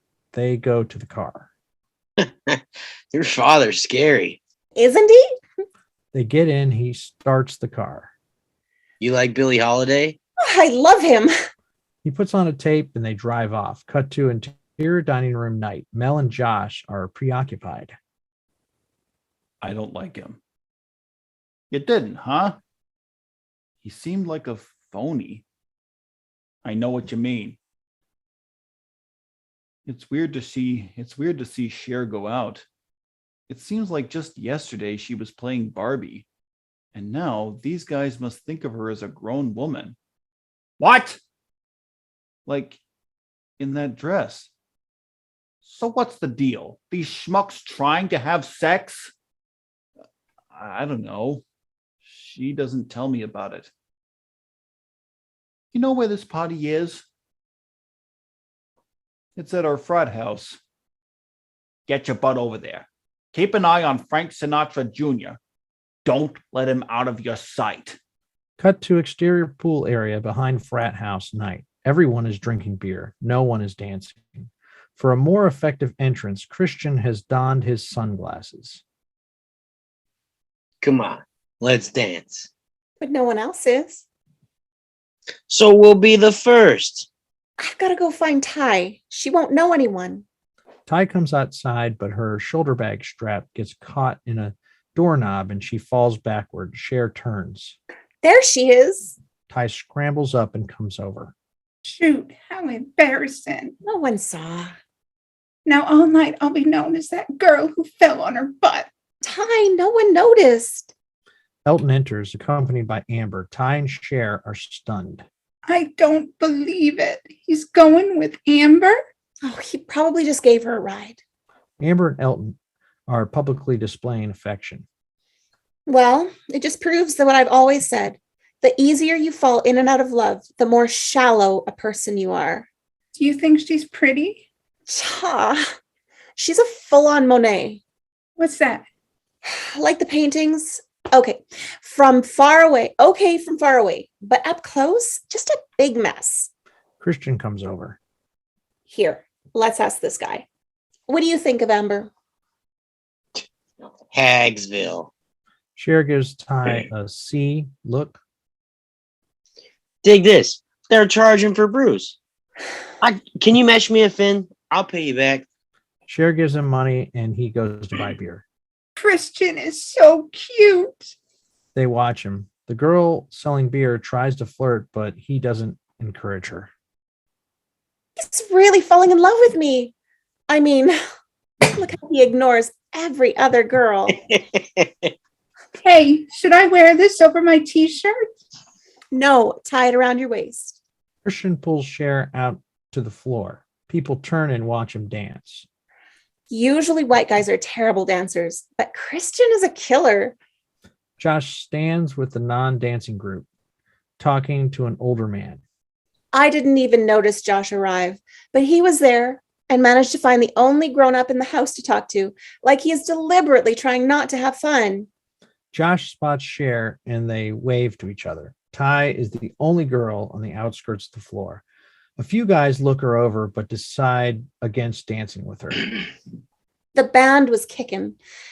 Christian was the hottest guy there, and I knew my outfit was drop dead cool, but my enjoyment was put on pause because I could see that Ty was miserable.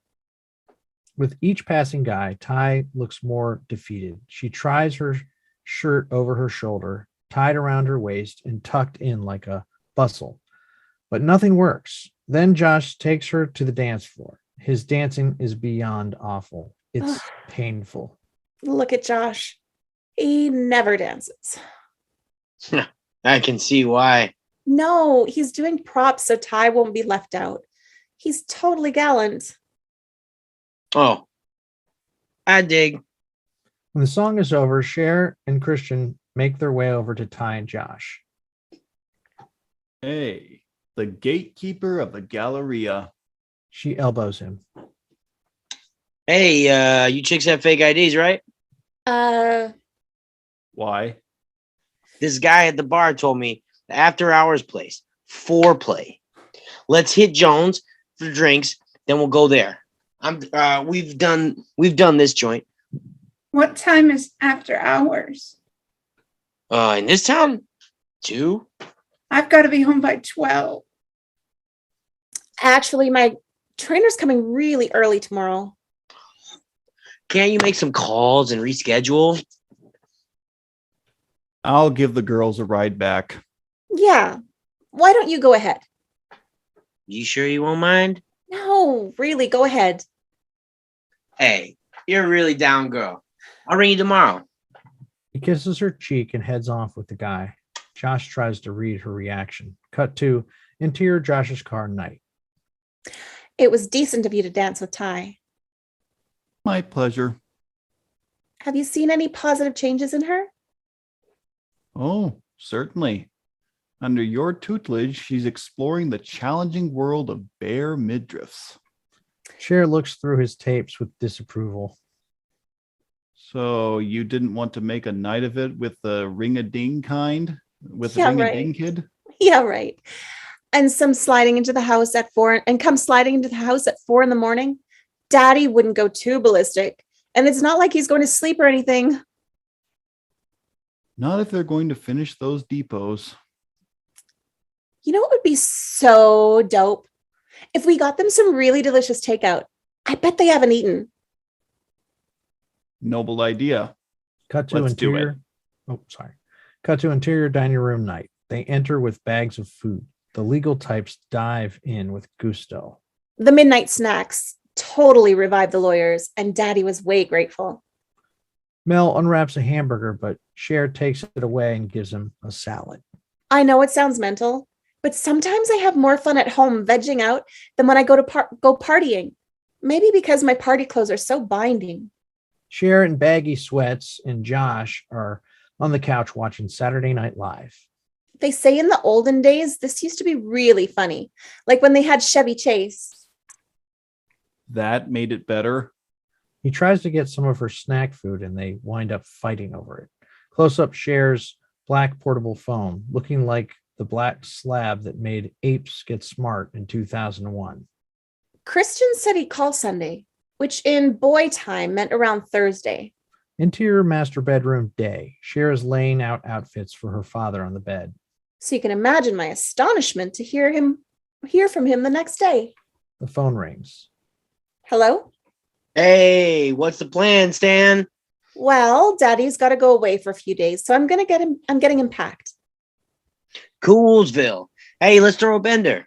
Not even. I stand to inherit this house, and I have many decorating ideas, but they don't include teenage destruction. How about I come over and watch some videos? Okay. They say goodbye and hang up. Oh my God. A date alone with Kristen and Daddy will be gone. I sent for reinforcements. Cher quickly calls Dion. We hear What a Man by Salt and Pepper. Cut to interior den day. Dion and Cher are moving lamps around and flicking them on and off. We had to do a light check. Cut to interior Cher's room day. The room is littered with clothes. Cher tries a new outfit and Dion takes front and side view Polaroids. Costume decisions. Cut to interior kitchen day. Cher throws a glop of cookie dough into the oven. There should always be a smell of something baking. It reminds their subconsciousness how much they need females. Cut to interior bathroom day. Dion does Cher's makeup. I'm still all red. Trying to make you as white as I can. She dabs on more foundation. You're all flushed, girlfriend. Calm down. Cher fans herself. You know, I'm so glad I never got loaded and did it with someone I only had lukewarm feelings for. I did the right thing by waiting. I mean, Christian is brutally hot, and I'll remember tonight forever. Cut to interior master bedroom night. Cher and Christian are lying on top of the bed watching TV. Christian had a thing for Tony Curtis, so we saw Spartacus and Some Like It Hot. I guess he was too engrossed to make a move. But then he put on Pet Shop Boys concert.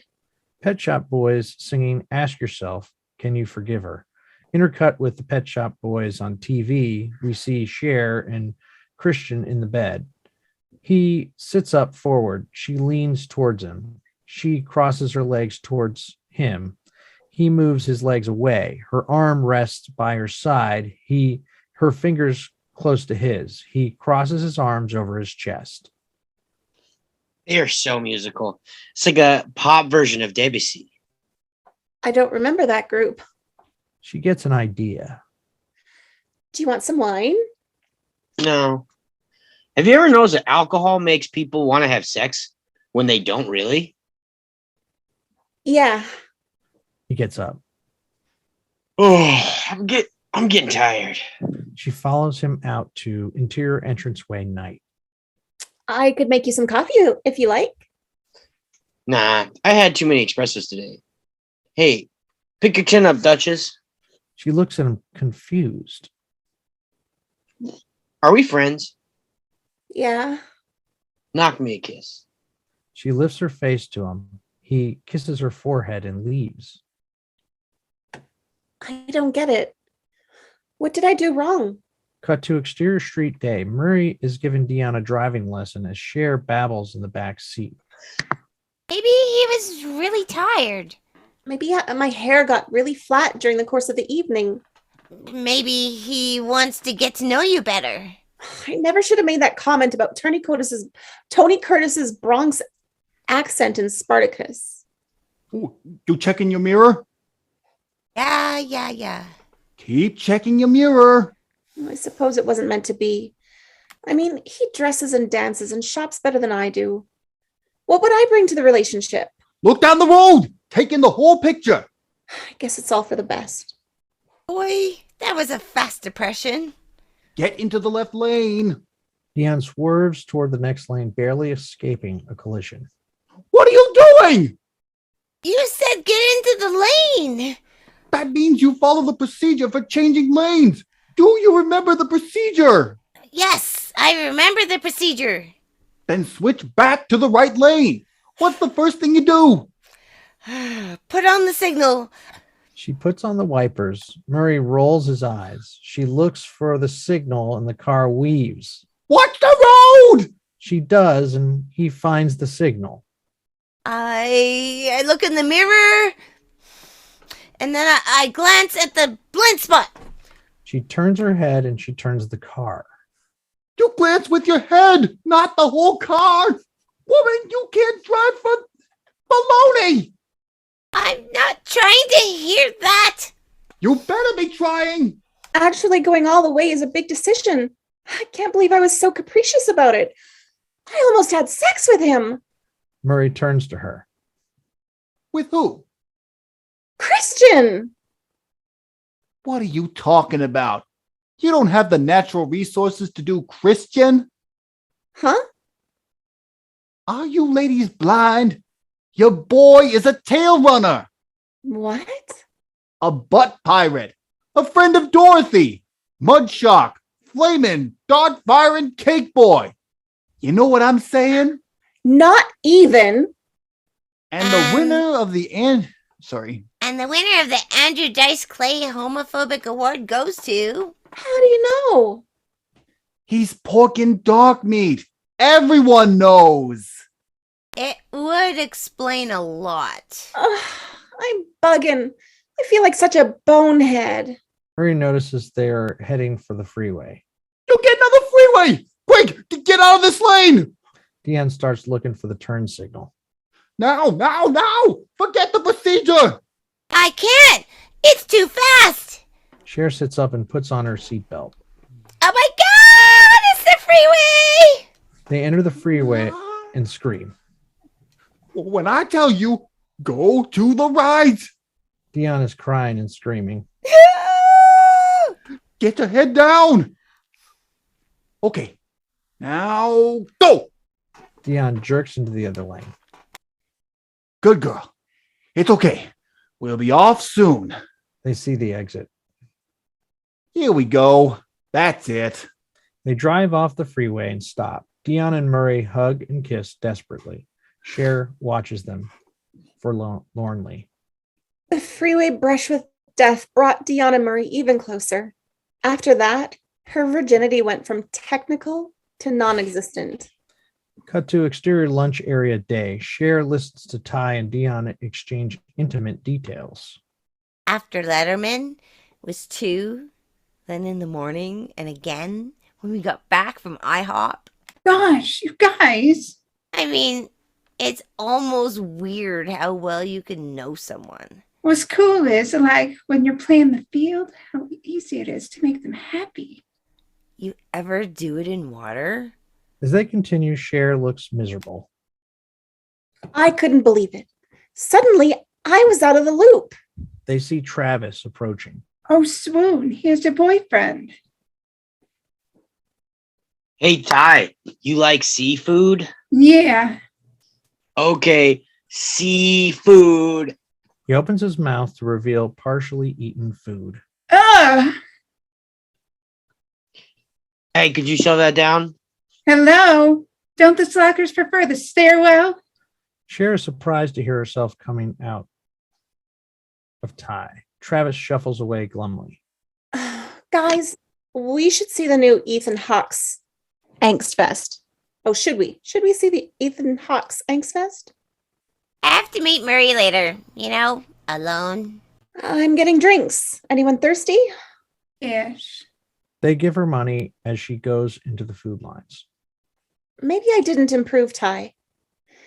Maybe I did her a major disservice. She sees Travis sitting on the stairs drinking from a paper bag. I certainly hadn't enriched Travis's life. Cut to interior Cher's closet day. The clothes are in total disarray. But I had to stop thinking of the problems of others for a while. It was time to take the driving test, and I had to pull together my most responsible-looking ensemble. Cher is frustrated. She can't find something. Lucy! Lucy!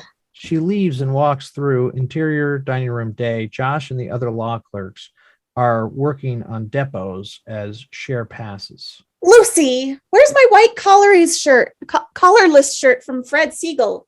He watches her. Cut to interior kitchen day. Lucy is cleaning as Cher enters. He's probably at the cleaners. Why wasn't it picked up? I told you I might need it. Your father has 7 lawyers here for me to shop, feed, and clean up after. I didn't have time to go to the cleaners. Today's the driving test, and it's my most capable looking but not ostentatious shirt. Couldn't you have them deliver it? Lucy slams the dishwasher closed. Okay, I'll call them. It's too late now. And we got another notice from the fire department about cleaning out the bush. Josh comes in to get a snack. You were going to tell Jose to do it. He's your gardener. Why don't you tell him? Yeah, right.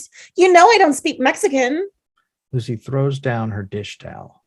I am not Mexican. She leaves. Oh, great. Now, can you tell me what that was about? Lucy's from El Salvador. So, It's an entirely different country. what does that matter? You get upset if someone thinks you live below sunset. I think you should apologize to her. Yeah, I'm always wrong. Everything's my fault. She storms out. Cut to Interior Department of Motor Vehicles day. Cher stands online with her written test in various forms. An overwhelming sense of ickiness followed me that day. I knew I was sorry about upsetting Lucy, but there was something else bothering me. Cut to exterior Culver City day. Cher and the tester creep down the street in her Jeep. Like Josh thinking I was mean or something was making me postal, which didn't improve my driving skills. Move into the right lane. She turns the wheel without looking. And God, I mean, why shouldn't I care what he thinks? Why was I letting it wig me out? Oh, watch out for the bike rider. Cher swerves back into her lane to avoid killing a person on a Whoops. bicycle. My bad. Pull over up here. Okay, cool. Start over. Take 2. She pulls over to the curb. Put it in park and let's switch seats.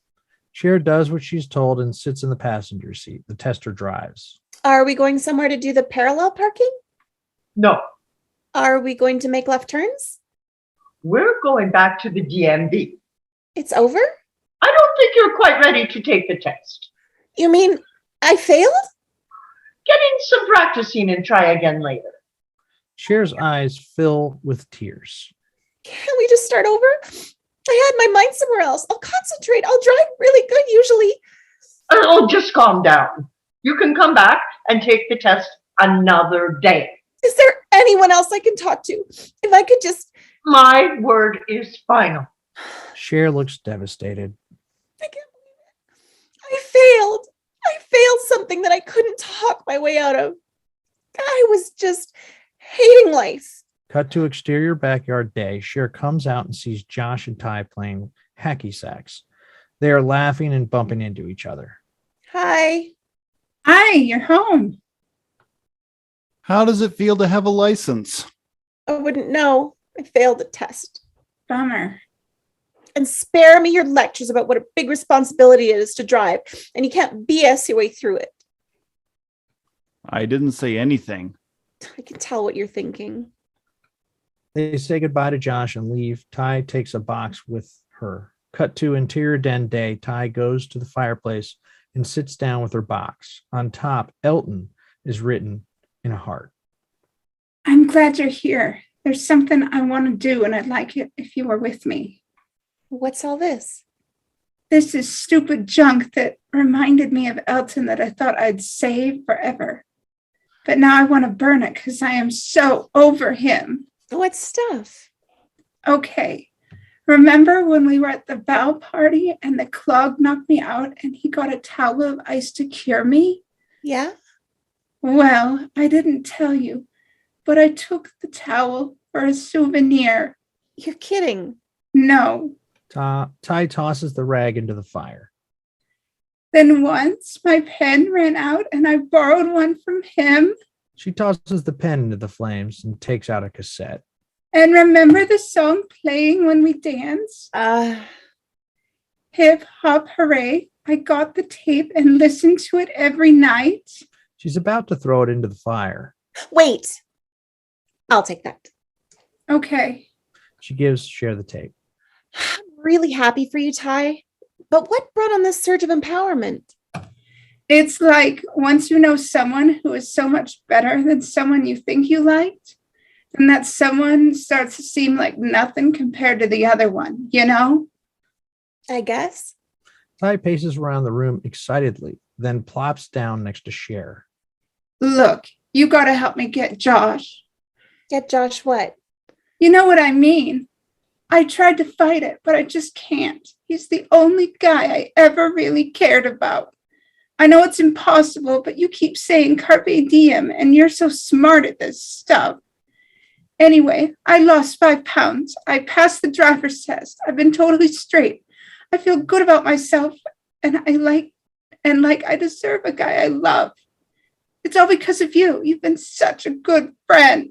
She hugs Cher, who is getting noticeably paler. Have you gotten any clues about whether he likes you? Yeah, subtle, but yeah. Like what? Little things, you know?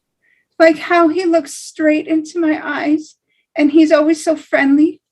Especially that night at his frat, he noticed how depressed I was when Elton snubbed me. So he asked me to dance and was real flirty and all. Cher has an approving smile frozen on her face.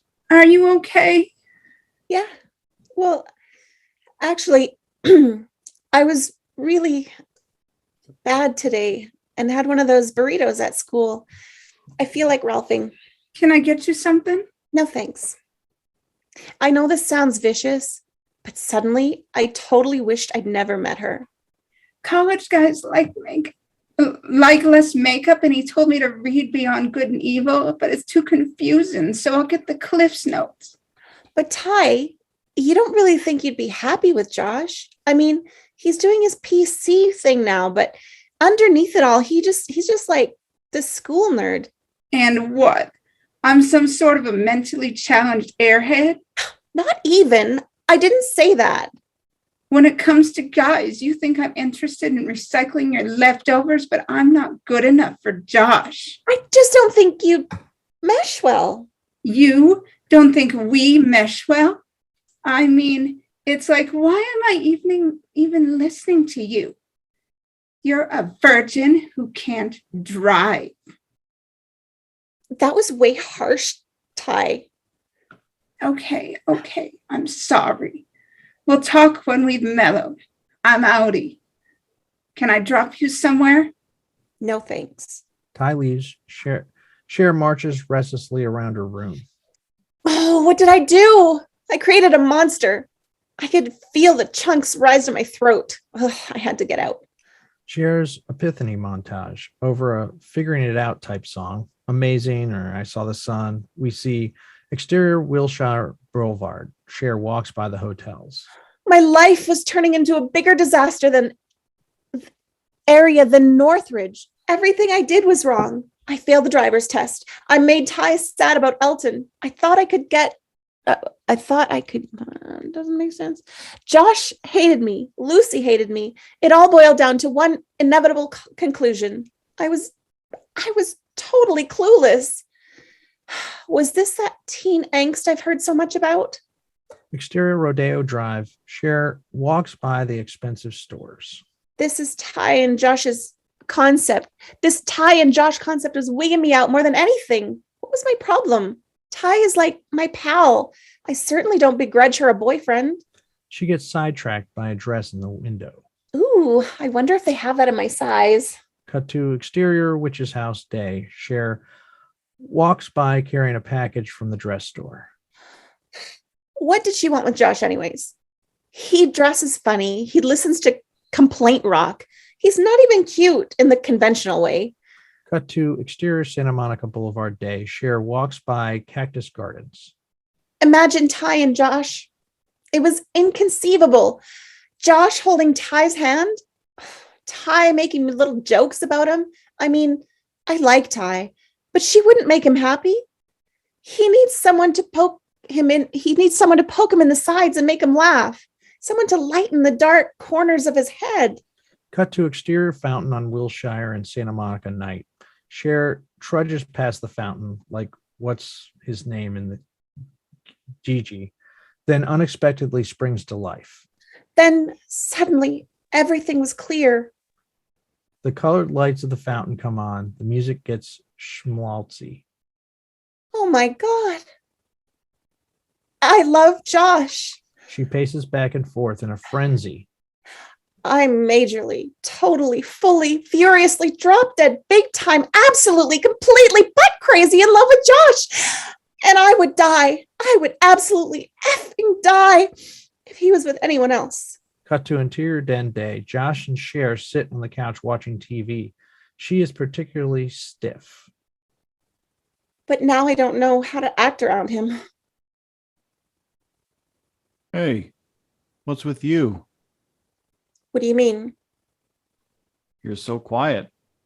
You haven't made me watch The Real World. I care about the news. Since when? Since now? Which is the good Korea? They don't cover this on The Week in the Rock. Cher looks distressed. She tries to defend herself. Well, Korea was before I was born. Okay. He realizes she feels bad and tries to cheer her up. You know, I was wrong about your friend Ty. You guys were good for each other.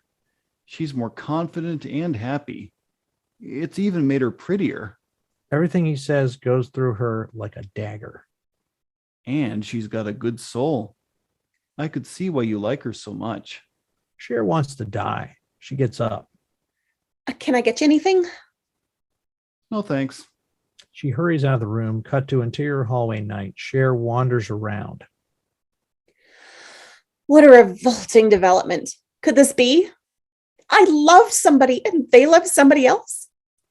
Could the world really be that hideous? She goes by a mirror and looks at herself. Oh, and what about all the effort I put into becoming a babe? When the man of my dreams likes someone for her good soul? Oh, it hurt. It just hurt. And I hate pain. Cut to interior other rooms night. What do people do with pain? How do they make it stop? She roams past her father's office. Mel is working inside. She takes a step inside, but quickly comes back out. I couldn't bother Daddy. He has so much work to do. She drifts past, then heads in But where else could I turn? and ducks out. Interior Mel's office night. Cher, get in here. What's up, Daddy? Why the heck are you dancing outside my office? I wasn't dancing. I just wanted to see if you wanted anything. Come here. He looks at her closely. What's wrong? You look sick. I'm okay. No, you're not. What's going on? Daddy, did you ever have a problem you couldn't argue your way out of? What kind of problem? I like this boy. Well, don't let him know. Play hard to get. Doesn't matter what I play. He likes somebody else. How could that be? I don't know, but I feel wretched. Honey, if this boy doesn't like you, he's insane. You're the most beautiful girl in all of Beverly Hills. Yeah, but he likes this other girl because she has a soul. So do you. And I'll bet yours is bigger and better. She hugs him. Oh, Daddy, if souls were for sale, I know you would have gotten me the most expensive one they had. Better yet, you inherited your mother's, and that was top of the line. Now get out of here and let me work. Night, Daddy. She bounces out. Cut to Red Cross video. In order to raise volunteers for the blood drive, a video is shown of suffering people and tireless Red Cross workers. Cut to interior Miss Geist class day. Oh, I knew Daddy was prejudiced, but I wanted to live up to his expectations. And I knew if I ever hoped to be with Josh, my soul would need a complete makeover. Cher watches the video with newfound sympathy. Interior cafeteria day, revamped for blood drive. Cher is sitting at one of the setups. The more I thought about this concept of being better, a better person, the more I realized all my friends were totally great in different ways. The nurse sticks Cher and gets the blood going. Cher zones out. Interior LA County Museum day. Christian gestures wildly as he discusses the paintings with Cher. For example, Christian, in a hideously styleless world, wants to make things to be interesting and visual. Cut to exterior quad day. Dion and Murray sharing their lunch. Or Murray and Dion, always considering the needs of others. Cut to interior Miss Geist class day. Miss Geist zealously lecturing to an inattentive class. And poor Miss Geist, desperately trying to get us involved no matter how much we resist. Cut to interior cafeteria day. Cher is still having her blood removed. I guess there's something noble in almost everyone. Hey, He comes over and by way of greeting shoves her, moving the needle and hurting her arm. Ow! Almost everyone. whoa, I'm sorry. It's okay. Hey, I gotta tell you something. What? I'm sorry. You already said that. No. This is another sorry. What are you talking about? He takes out a list and unfolds it. Sorry, that surprised me. That's awesome. Let's see. I spilled the beer on your suede shoes.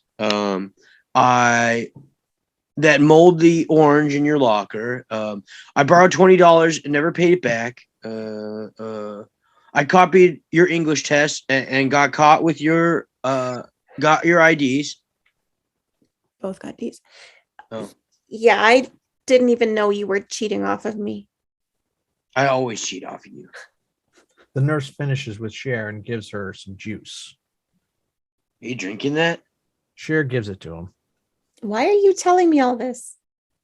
Oh, I joined this club. There's like a bunch of steps. 12. How'd you know? Travis, you don't have to apologize to me. These things are nothing. Well, I figure I'd start off easy. Cher tries to get up and starts to pass out. Travis holds her up till she gets her bearings. So, are we cool? Sure. He gets a flyer out of his backpack. Oh, here. ASL, which group is that? It's an amateur skateboarding league. Next Saturday. Next Saturday.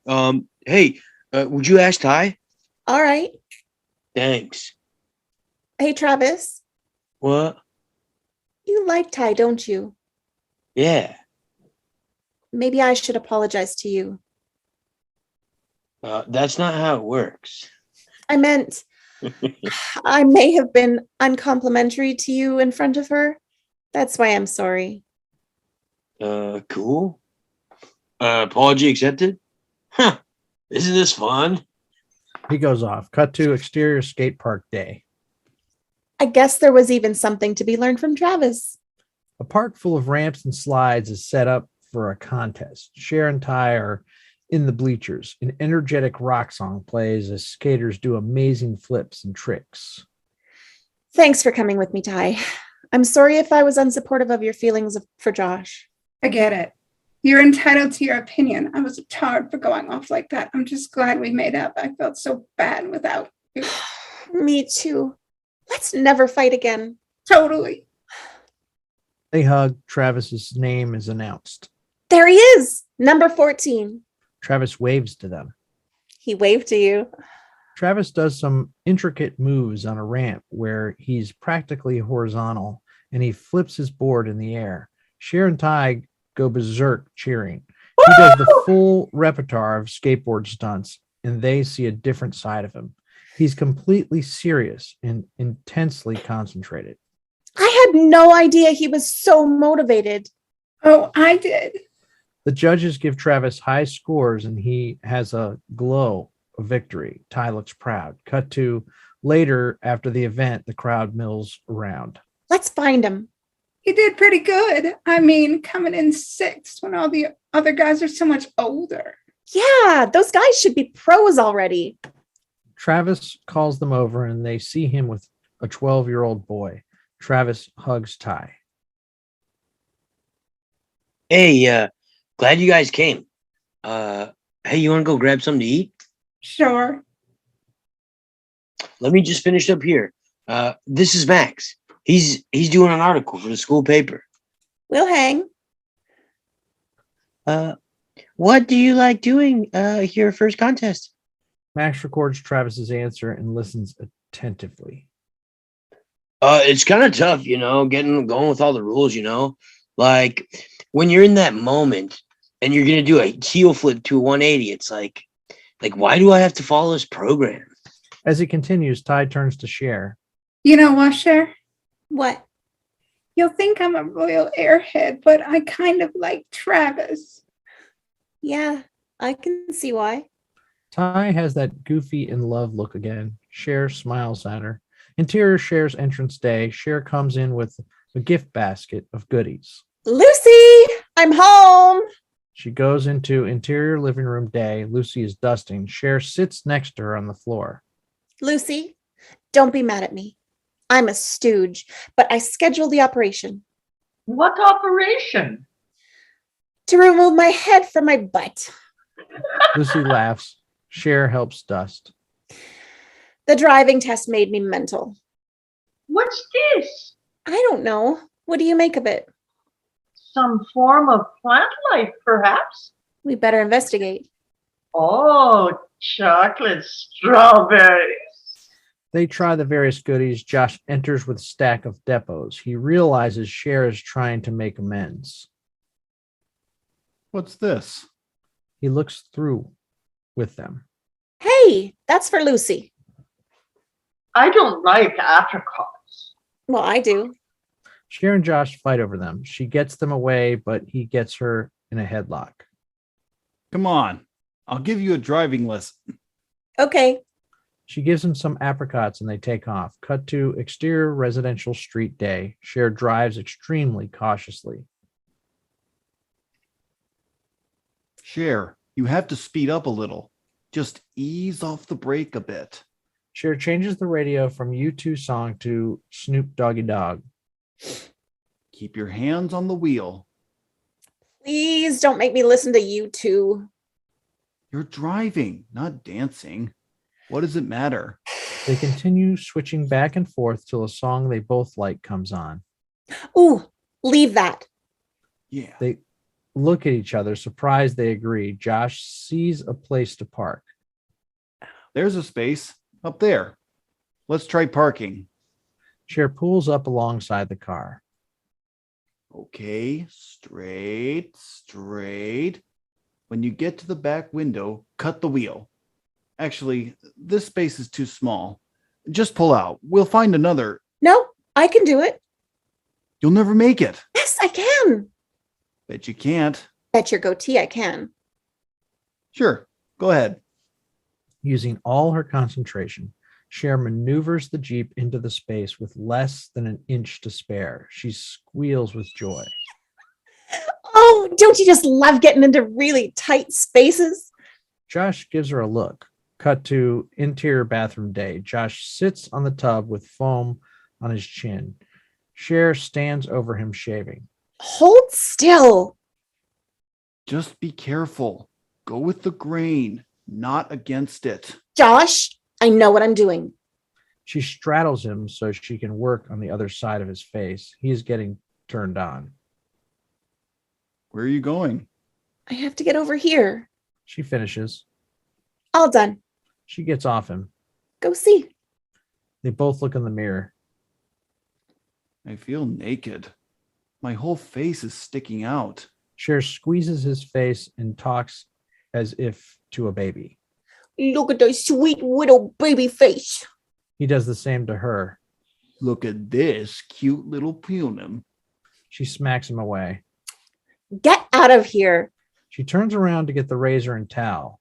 While she is bending, Josh squirts some shaving cream in her shorts. Ah! She tries to get away from him, but he keeps squirting her. She manages to get the movable shower massager on and hoses him down. Ultimately, they're a laughing wet mess. He has to overpower her to get the nozzle out of her hand. Once he has pinned her against the wall, they stop fighting and look at each other. That moment of what do we do now goes on forever until they start to move towards each other and fall into a great big movie kiss. They pull back to check the other's reaction. Their expressions tell them it's okay to continue, so they hug and kiss and grope passionately. Well, you can guess what happened next. Cut to a bride seen from behind. Dion and Summer fuss with her gown. As if. I mean, I'm only 16, and this is California, not Kentucky. They're in interior wedding reception hall day. Miss Geist turns around in her wedding dress. Cher, dressed as a bridesmaid, rings her bouquet. Miss Geist hugs the girls. Dee and Summer go sit with the other guests. The rest of the wedding party gets ready. The music plays and Cher starts down the aisle, sneaking waves to her friends. Ty and Travis sit together, dressed up and obviously happily paired off. They wave to Cher. Miss Geist comes down the aisle and a priest says the usual crap. Dion is crying. Murray looks annoyed. Cher is getting misty herself. She looks around, spots Josh, and blows him a kiss. Cut to interior diner area day. At the student table, the kids are eating and goofing around. I am so glad I wasn't asked to be a bridesmaid. My skin cannot take synthetics. Amber, your daddy's rich. Why doesn't he buy you a Clue? Oh, goodness, I'm just saying what I think. And don't think so much. Ms. Stoger comes over. Girls, she's going to throw the bouquet. The girls all pop up to go. Josh takes Cher's arm to tell her something. We got a pool to see whose girl gets the bouquet. It's up to $200. It's in the bag. Miss Geist tosses out the flowers, and all the girls run, jump, shove, and push to get it. They land in a heap on the ground. When they start to separate and get up to Cher emerges torn and disheveled with the bouquet. She holds it up victoriously, and Josh comes over to hug her. It's weird how happy humans can get, especially once you fall in love. I mean, I can see why everybody does it. They continue hugging and kissing. The end.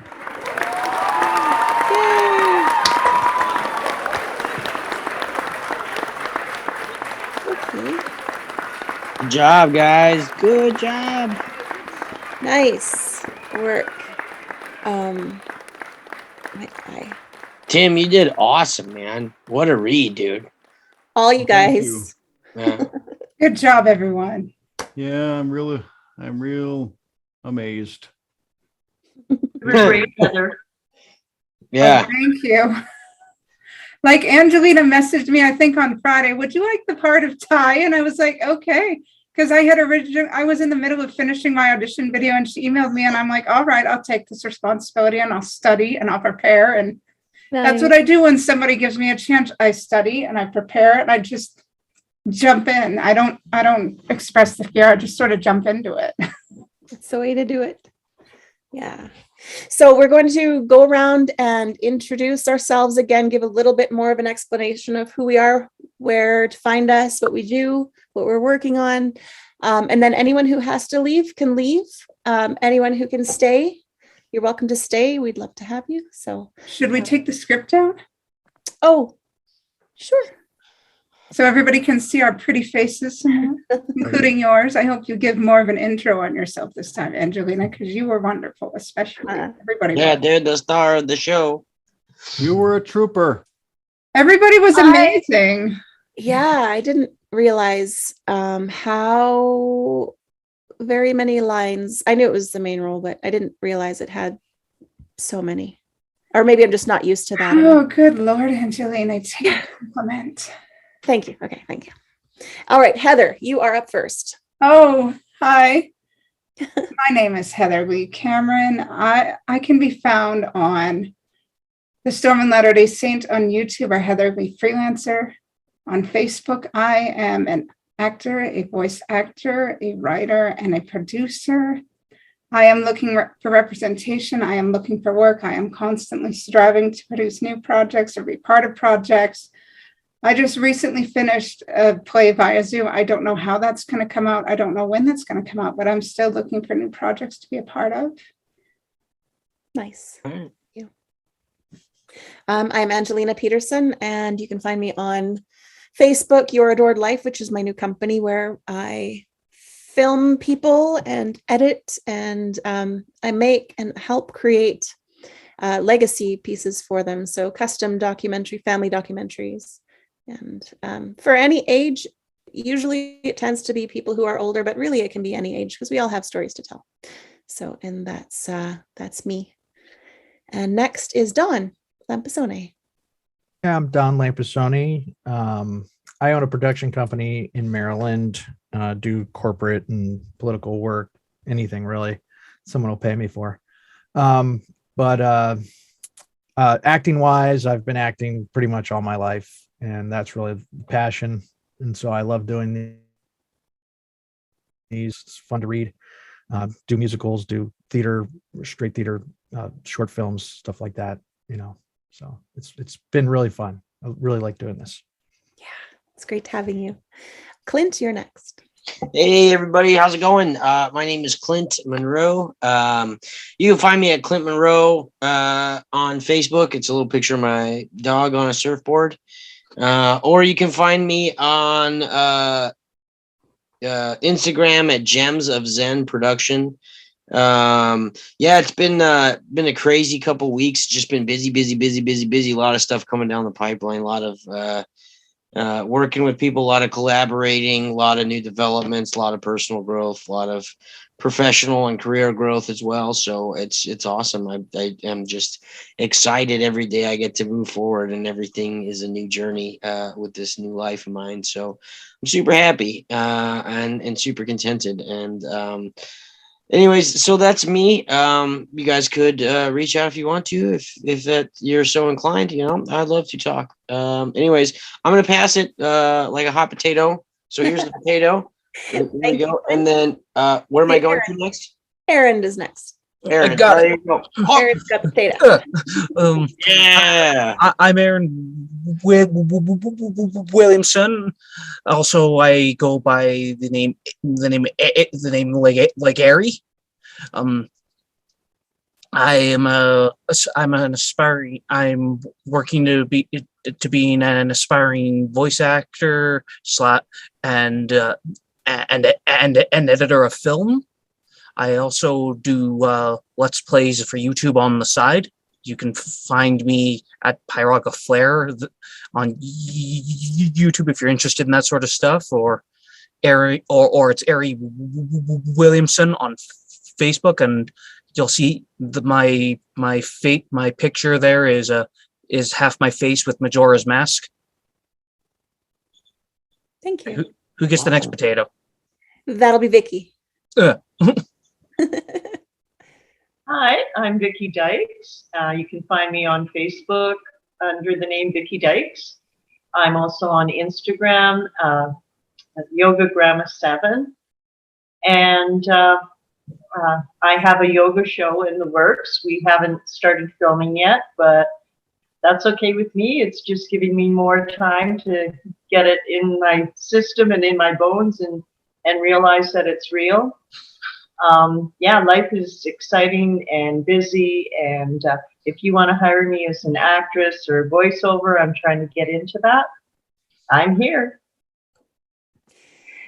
Thank you, Vicky. And the potato goes to Jamie. Hi, everybody. I'm Jamie Hill. I've been doing voiceover for 2.5 years now, and Table Read Tuesdays, it's been a couple months now, so it's been a lot of fun. And I can be found on Instagram, jamie.hill.vo, or Linktree is JP Hill. And you can contact me that way. Nice. And our final is Tim. Hi, I am Tim D. Keatsman. I am a voice actor on the journey, but also a cartoonist as well. You could find me on every major social media, Facebook. I got 2 Facebook pages, the personal and the voice actor business page. You can also see me on Twitter, LinkedIn, and Instagram, as well as my website. Just type my name into Google. Make sure you say Tim D. Keatsman and not Tim Keatsman, because that is my dad. Nice. So, yes, you could find me there. Thank you. So for anyone who has to leave early, feel free to slip out whenever you'd like. And we're so happy that you could come. Thank you all for everything. And so now we get into the discussion. Scripts, anything that you noticed that maybe was different from the script to the movie, things that stood out to you about the script, or any ideas, any thoughts? Heather, you look like you have something to say. I just have to gather my thoughts a minute. Okay, sure. Jamie, okay, bye-bye, Jamie. Thank you. Bye. Yeah. Oh yeah, I think they made a lot of good choices with the movie over the script. I think there's a lot of good stuff in the script, and I think it went other ways. I think like at the very end when she's falling in love and she's trying to show interest in the news, that whole line, like, which one's a good career? I love that. That was awesome. I don't know why they got rid of that. Maybe it had been something else prior to it, because I definitely seem like I've heard that before. But I think they made a lot of good choices with the vernacular, because that's one of the strong points of this movie, and the writer and director was fascinated with slang throughout history, right? And so she put a lot into it. And it's crazy because a lot of that stuff, when it was just kind of coming out, and it was like the first time people were starting to say these phrases, a lot of them still hold up to this day, you know? But I feel like there was a lot in there that maybe it was, she really wanted to say that because she had spent so much time researching it. And so she put that in there, and they were kind of like, all right, that seems a little bit forced here. It doesn't seem that natural, and so they got rid of that in the movie, because when you watch the movie, it's all really, really tight, really, really well done. They forgot the beach fundraising scene where she's collecting the clothes and being the captain of the thing and smuggling stuff out of her house, and when she organizes it into appetizers, and entrees, moving the skis out. And the mall scene where the guys hang tie over the second balcony. Yeah, so there's that scene, right? And then there's the whole thing. I think that they did a great job setting that up too in the movie, right? Because that's kind of like the whole idea of creating this monster, right? Like she wanted to teach Ty, and then all of a sudden Ty now becomes more popular. And like they're gathered around the lunch table the next day, and make room for Cher. Right. Yeah. Yeah. And then it's super funny in that scene. It's hilarious, right? Because earlier in the show, she somebody holds her up at gunpoint, right? Which is gnarly.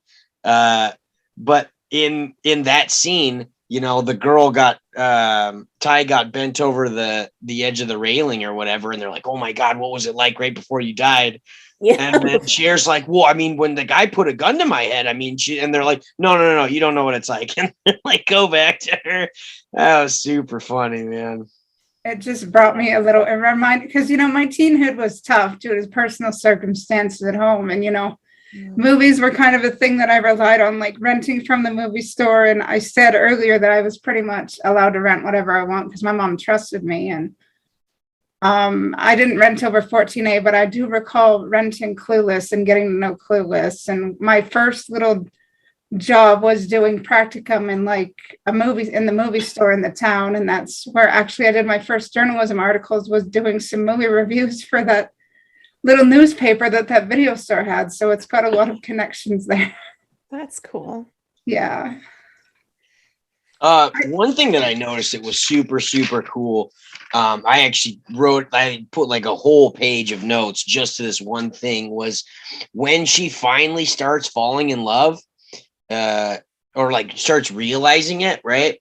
I thought it was super, super interesting how, while she's having this internal dialogue, it's showing her in different places, different locations, right? So they used a lot of scene headings to show that, because I think a lot of times, right, when there's like a twist or something like that, they kind of just like spring it on you, you know? But I feel like this is more realistic, right? She's going from a like, this is like some weird brotherly like relationship of this kid who just punks me all the time to I actually really do care about this guy. And it's a big development in the character. And by like showing that, it's almost like a montage that's going on of her thought process. I thought that was beautifully done. Yeah. Nice notice there. So I've had some thoughts too, but I can't think of what they are right now. I know what you mean. What I love is what I love is the rather unexpected stuff in the characters.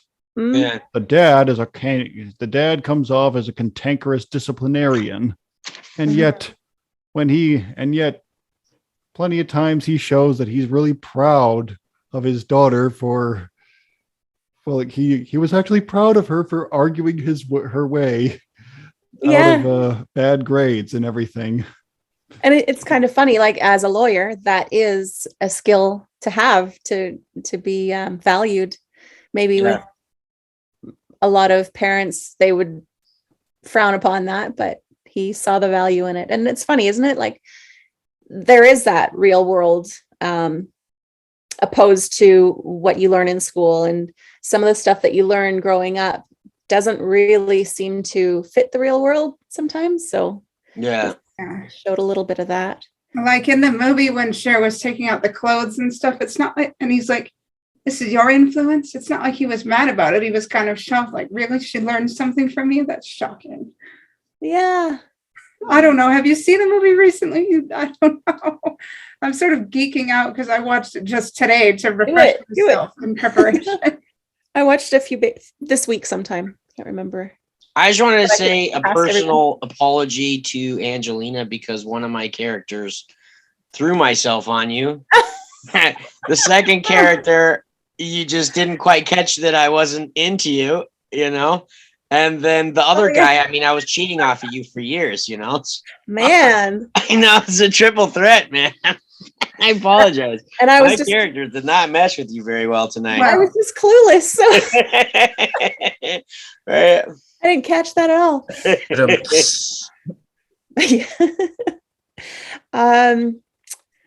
I thought for the way the action description, since I read a lot of that, was it flowed kind of better than some of the other scripts that we've read in a way. I don't know why it was, but it flowed pretty well. It made sense, even the way it would go from room to room. The way they described going from room to room, I thought was a good way of doing that. Huh. And you can't quite put your finger on what it is other than. I think it was just the transitional way that it was described.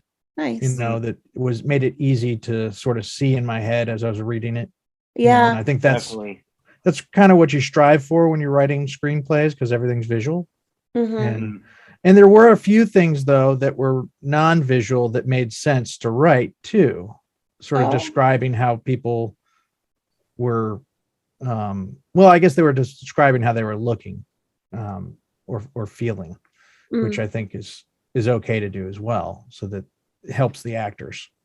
Yeah. I did notice, I really appreciate the way that the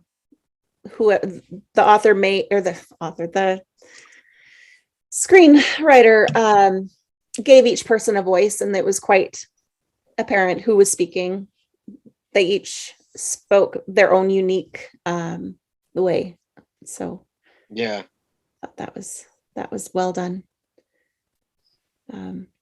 It's definitely I would say this one, even over the Matrix, right? Because that was another one of writer directors, right? Okay. This one, obviously she directed it, but this was like very clearly a script that she wrote that she was going to direct, you know, where she, like, I mean, even like from the very beginning, she's like, here's what you see. We're using long lenses, Dutch angles, like straight away. She's already talking to the DP in the script, like, this is how it's going to look. This is what we're doing. The music choices, which is actually really super funny because, Angelina and I were talking about this piece that I just wrote. And I was very clear about the music that I wanted to have in that. And I was like, I don't know, the last like 2 weeks after I wrote it, it's like, is that too direct? Is that, should I not do that? I know they say don't give too much direction. I want to be asked to direct it, but then think if seeing you're- that, I was giggling the whole time because she's like, this is the song that's playing, I mean, if and you're she does a lot if of you're a that. writer director, you definitely can do that. Yeah, Absolutely. If you know you're Yeah. going to direct, that's absolutely. But I think it gives them an idea of what you're thinking, at least, instead of just rock music, yeah, or for something. sure. I mean, a genre is good, but I think that's fine if you know what song you like. Yeah. Yeah. And then if the budget doesn't cover that song, they can find something that's similar, I suppose. There's always something similar. Yeah. Yeah. Yeah, because when you always find it. use songs or perform them, you have to get permission. It's like when I was in show choir, they always had to get permission to perform the songs like So- on stage and such. Yeah. I just have to step out. If you guys could continue talking, I have to fix my eye thing. My Oh, contact sure. thing. So, You know what funny sounds- story though about a film that I did for my thesis. We wanted to use the electric slide. You guys know the electric slide song? Yeah. It's electric. Maybe that's dating me or something. Man, that's a but- classic. What do you mean? Yeah, but instead, because we knew we couldn't use it, we wrote a song called "The High Voltage Shuffle." You could I always love it, do dude. that. I want to hear it, dude. I want to hear it, man. You remember it? Well, I mean, I have it somewhere. Dude. Play it somewhere. I Here have we to go. find Here it. we go, man. All right, there we go. I would have to. Guitar out. I would have to Let's go. find it on my Let's jam. computer. Let's jam. It's somewhere on there. If you Maybe guys talk you guys amongst could get yourselves, I might together- be able to. I might be able to find it. That would be awesome. Maybe you could share it as a link. Yeah, I don't have it posted. Well, it's in my sitcom that I wrote for my thesis project. Oh wow. But You know what this reminds me of? Did anybody ever read the book Sweet Valley High, the series? No? No. It's a really good series, and that's so similar to Clueless. I read that when I was a teenager, and they're still out. The books are still out today. Man, I step away for 2 seconds and the guitar comes out. We come back, the guitar goes away. But if you're interested in jamming, I've got a clarinet. All right. Have an ocarina. Sick, dude. What is that? A band. I don't know what the that is. table It's a Legend of Zelda read thing. band is coming Oh. in. Yep. Yeah, like this. See, it's from here. It's from Vicky, this I thing. feel like you're gonna play the drums. I played the spoons. Sick, dude. Every Nice. band needs the You were spoons. right. Every band Oh, okay. needs spoons. Cool, man. It's real Yeah, cool. honestly, we Thanks. should, if we're all into magical stuff, we should do a Harry Potter script. Honest to the world. Aaron, what do you play? Like I said, I have this ocarina. Oh yeah, sick, dude. Okay, so we got that. and Tim? I played piano for a while, but I haven't played an instrument in a while. I can sing. Yeah, I could sing. Okay. I mean, sweet, I dude. sing a lot of Disney songs. Yeah, Yeah, you man. gotta sing like the dad from Clueless, right? That'll be Yeah. the voice. Oh, you know what? We could read Aladdin. I can sing some of Aladdin like a cappella. Yeah, dude. Robin Williams, one of his best, man. Yeah, I'll play a Nesta. little bit. I'll play a little bit of it if you guys can hear Everybody's it. giving us Let me looks like see. they're so off topic. Can you guys hear it? Yeah. It's very cheesy. Can we dance? It's high voltage. Turn it up. What are you doing? I want to dance. This was great, everybody. Okay, so- but I'm really Okay, so gonna that's gotta enough. go to sleep now. All right. Sorry. But thanks Great to for have letting you, me Tim. take part. Yeah, of course. Thank you so much for coming out, Tim. It was Nice awesome. I'll be to see back. you. I'll be back. Yeah. Here, I Tim. promise. I actually have to get going as well. I love you all, Yeah. and I can't wait to see you Take guys. care. Yeah. See you guys. Yeah. I hope it wasn't weird. I started dancing, Dawn. I do that every time Oh, I hear no. music. I Of just course start not. dancing because I course can't. not. That's Of course good. not. It's I look okay. forward to next week's Yeah. project. Yeah. All right. Oh, So Vicky, you didn't have actually- anything to say. Not really, no. Having a quiet I visit. do know in stage scripts for stage, quite often there is no direction. And we were told that usually when there is some direction in there, it's based on the first time the play was done. So, but I think if the director or the writer has an idea of what should happen, that why not put it in there? Let's face it, when a show is done, the director and the actors do what they want anyway. So, why not put that in there? Why not put the songs in that you think would work really well? Mhm. Yeah, actually, when I think about it, but with a particular director on stage, they always have those. They say any directions, cross it out. Cross it out. We're not doing them. We're just doing the dialogue, and we're doing our own. So very different from scripts, from screenplays in that respect. So, Especially in Shakespeare. oh yeah. Oh, yeah. Well, I used Yeah. to when I would do plays, or I wouldn't read the book. I wouldn't watch the movie. I like to do my own interpretation. Yes. And 9 times out of 10, on closing night, the director would come and say, you know what, you're the only person I can see in this role now. Like that way you do make it more of yours. Yeah. You take ownership.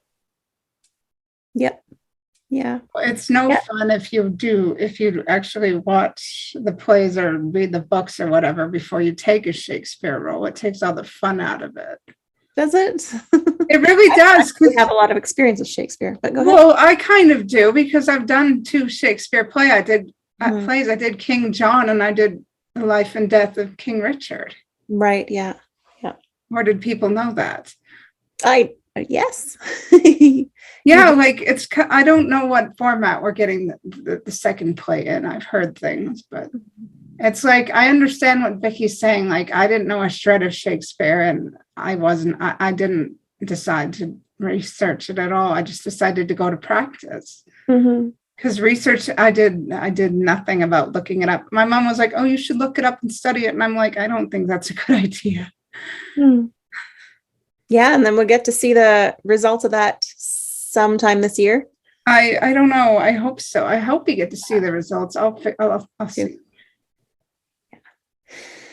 So it's just about 10 o'clock. Anybody else have any thoughts on the script and what we've learned? It was fun. Yeah, it Yeah, was. I agree. It was fun. Fun Yeah. as usual. Yeah, it was good. All right. Good experience. Yeah, that was nice. We're grateful for everyone who played with us tonight. Mhm, I agree. So off we go and into the wild. We'll see Looking you next week. We'll see you next. Oh, See you I next wanted to time. say, first off, anyone watching, like, subscribe. And next week we'll be doing Chinatown, which a lot of screenwriters really revere as a script worth studying. And I haven't seen it, so I'm going to be seeing it sometime this week. I have to cast it, so if you. That is a movie. Oh, is it? Okay. I have movie. no idea what it's about at all. I haven't, I don't even have an idea. I just thought from the name it's probably, and it's old. Available online. I have no idea. I have to find it. It'll I have probably a be few different available streaming somewhere. places. Yeah. I know I've read that one before. Oh, okay. And it It's is. been a while. I'm pretty sure it's out there. It was a while ago though. I don't remember if Okay. it was so long ago. It was a hard copy. We'll get to. Oh wow. I saw it in the theaters when it came out. Oh wow. And when you're ancient like me, that's easy to say. So yeah, so if you want to do a reading like what we did, you want to come out here, put your audition in. The audition forms are on our Facebook group. Look for the Chinatown, do your submission, and then that will help me to cast it for next week. So thank you guys. Also, if you're here, let me know that you're going to be here next week or not. And we'll see you later. I'm definitely I hoping plan so. to be. Awesome. Same Okay, here. good. All right. Thank you guys. We'll see you later. Take care, everybody. See you Bye-bye. guys. Live long and prosper. For sure.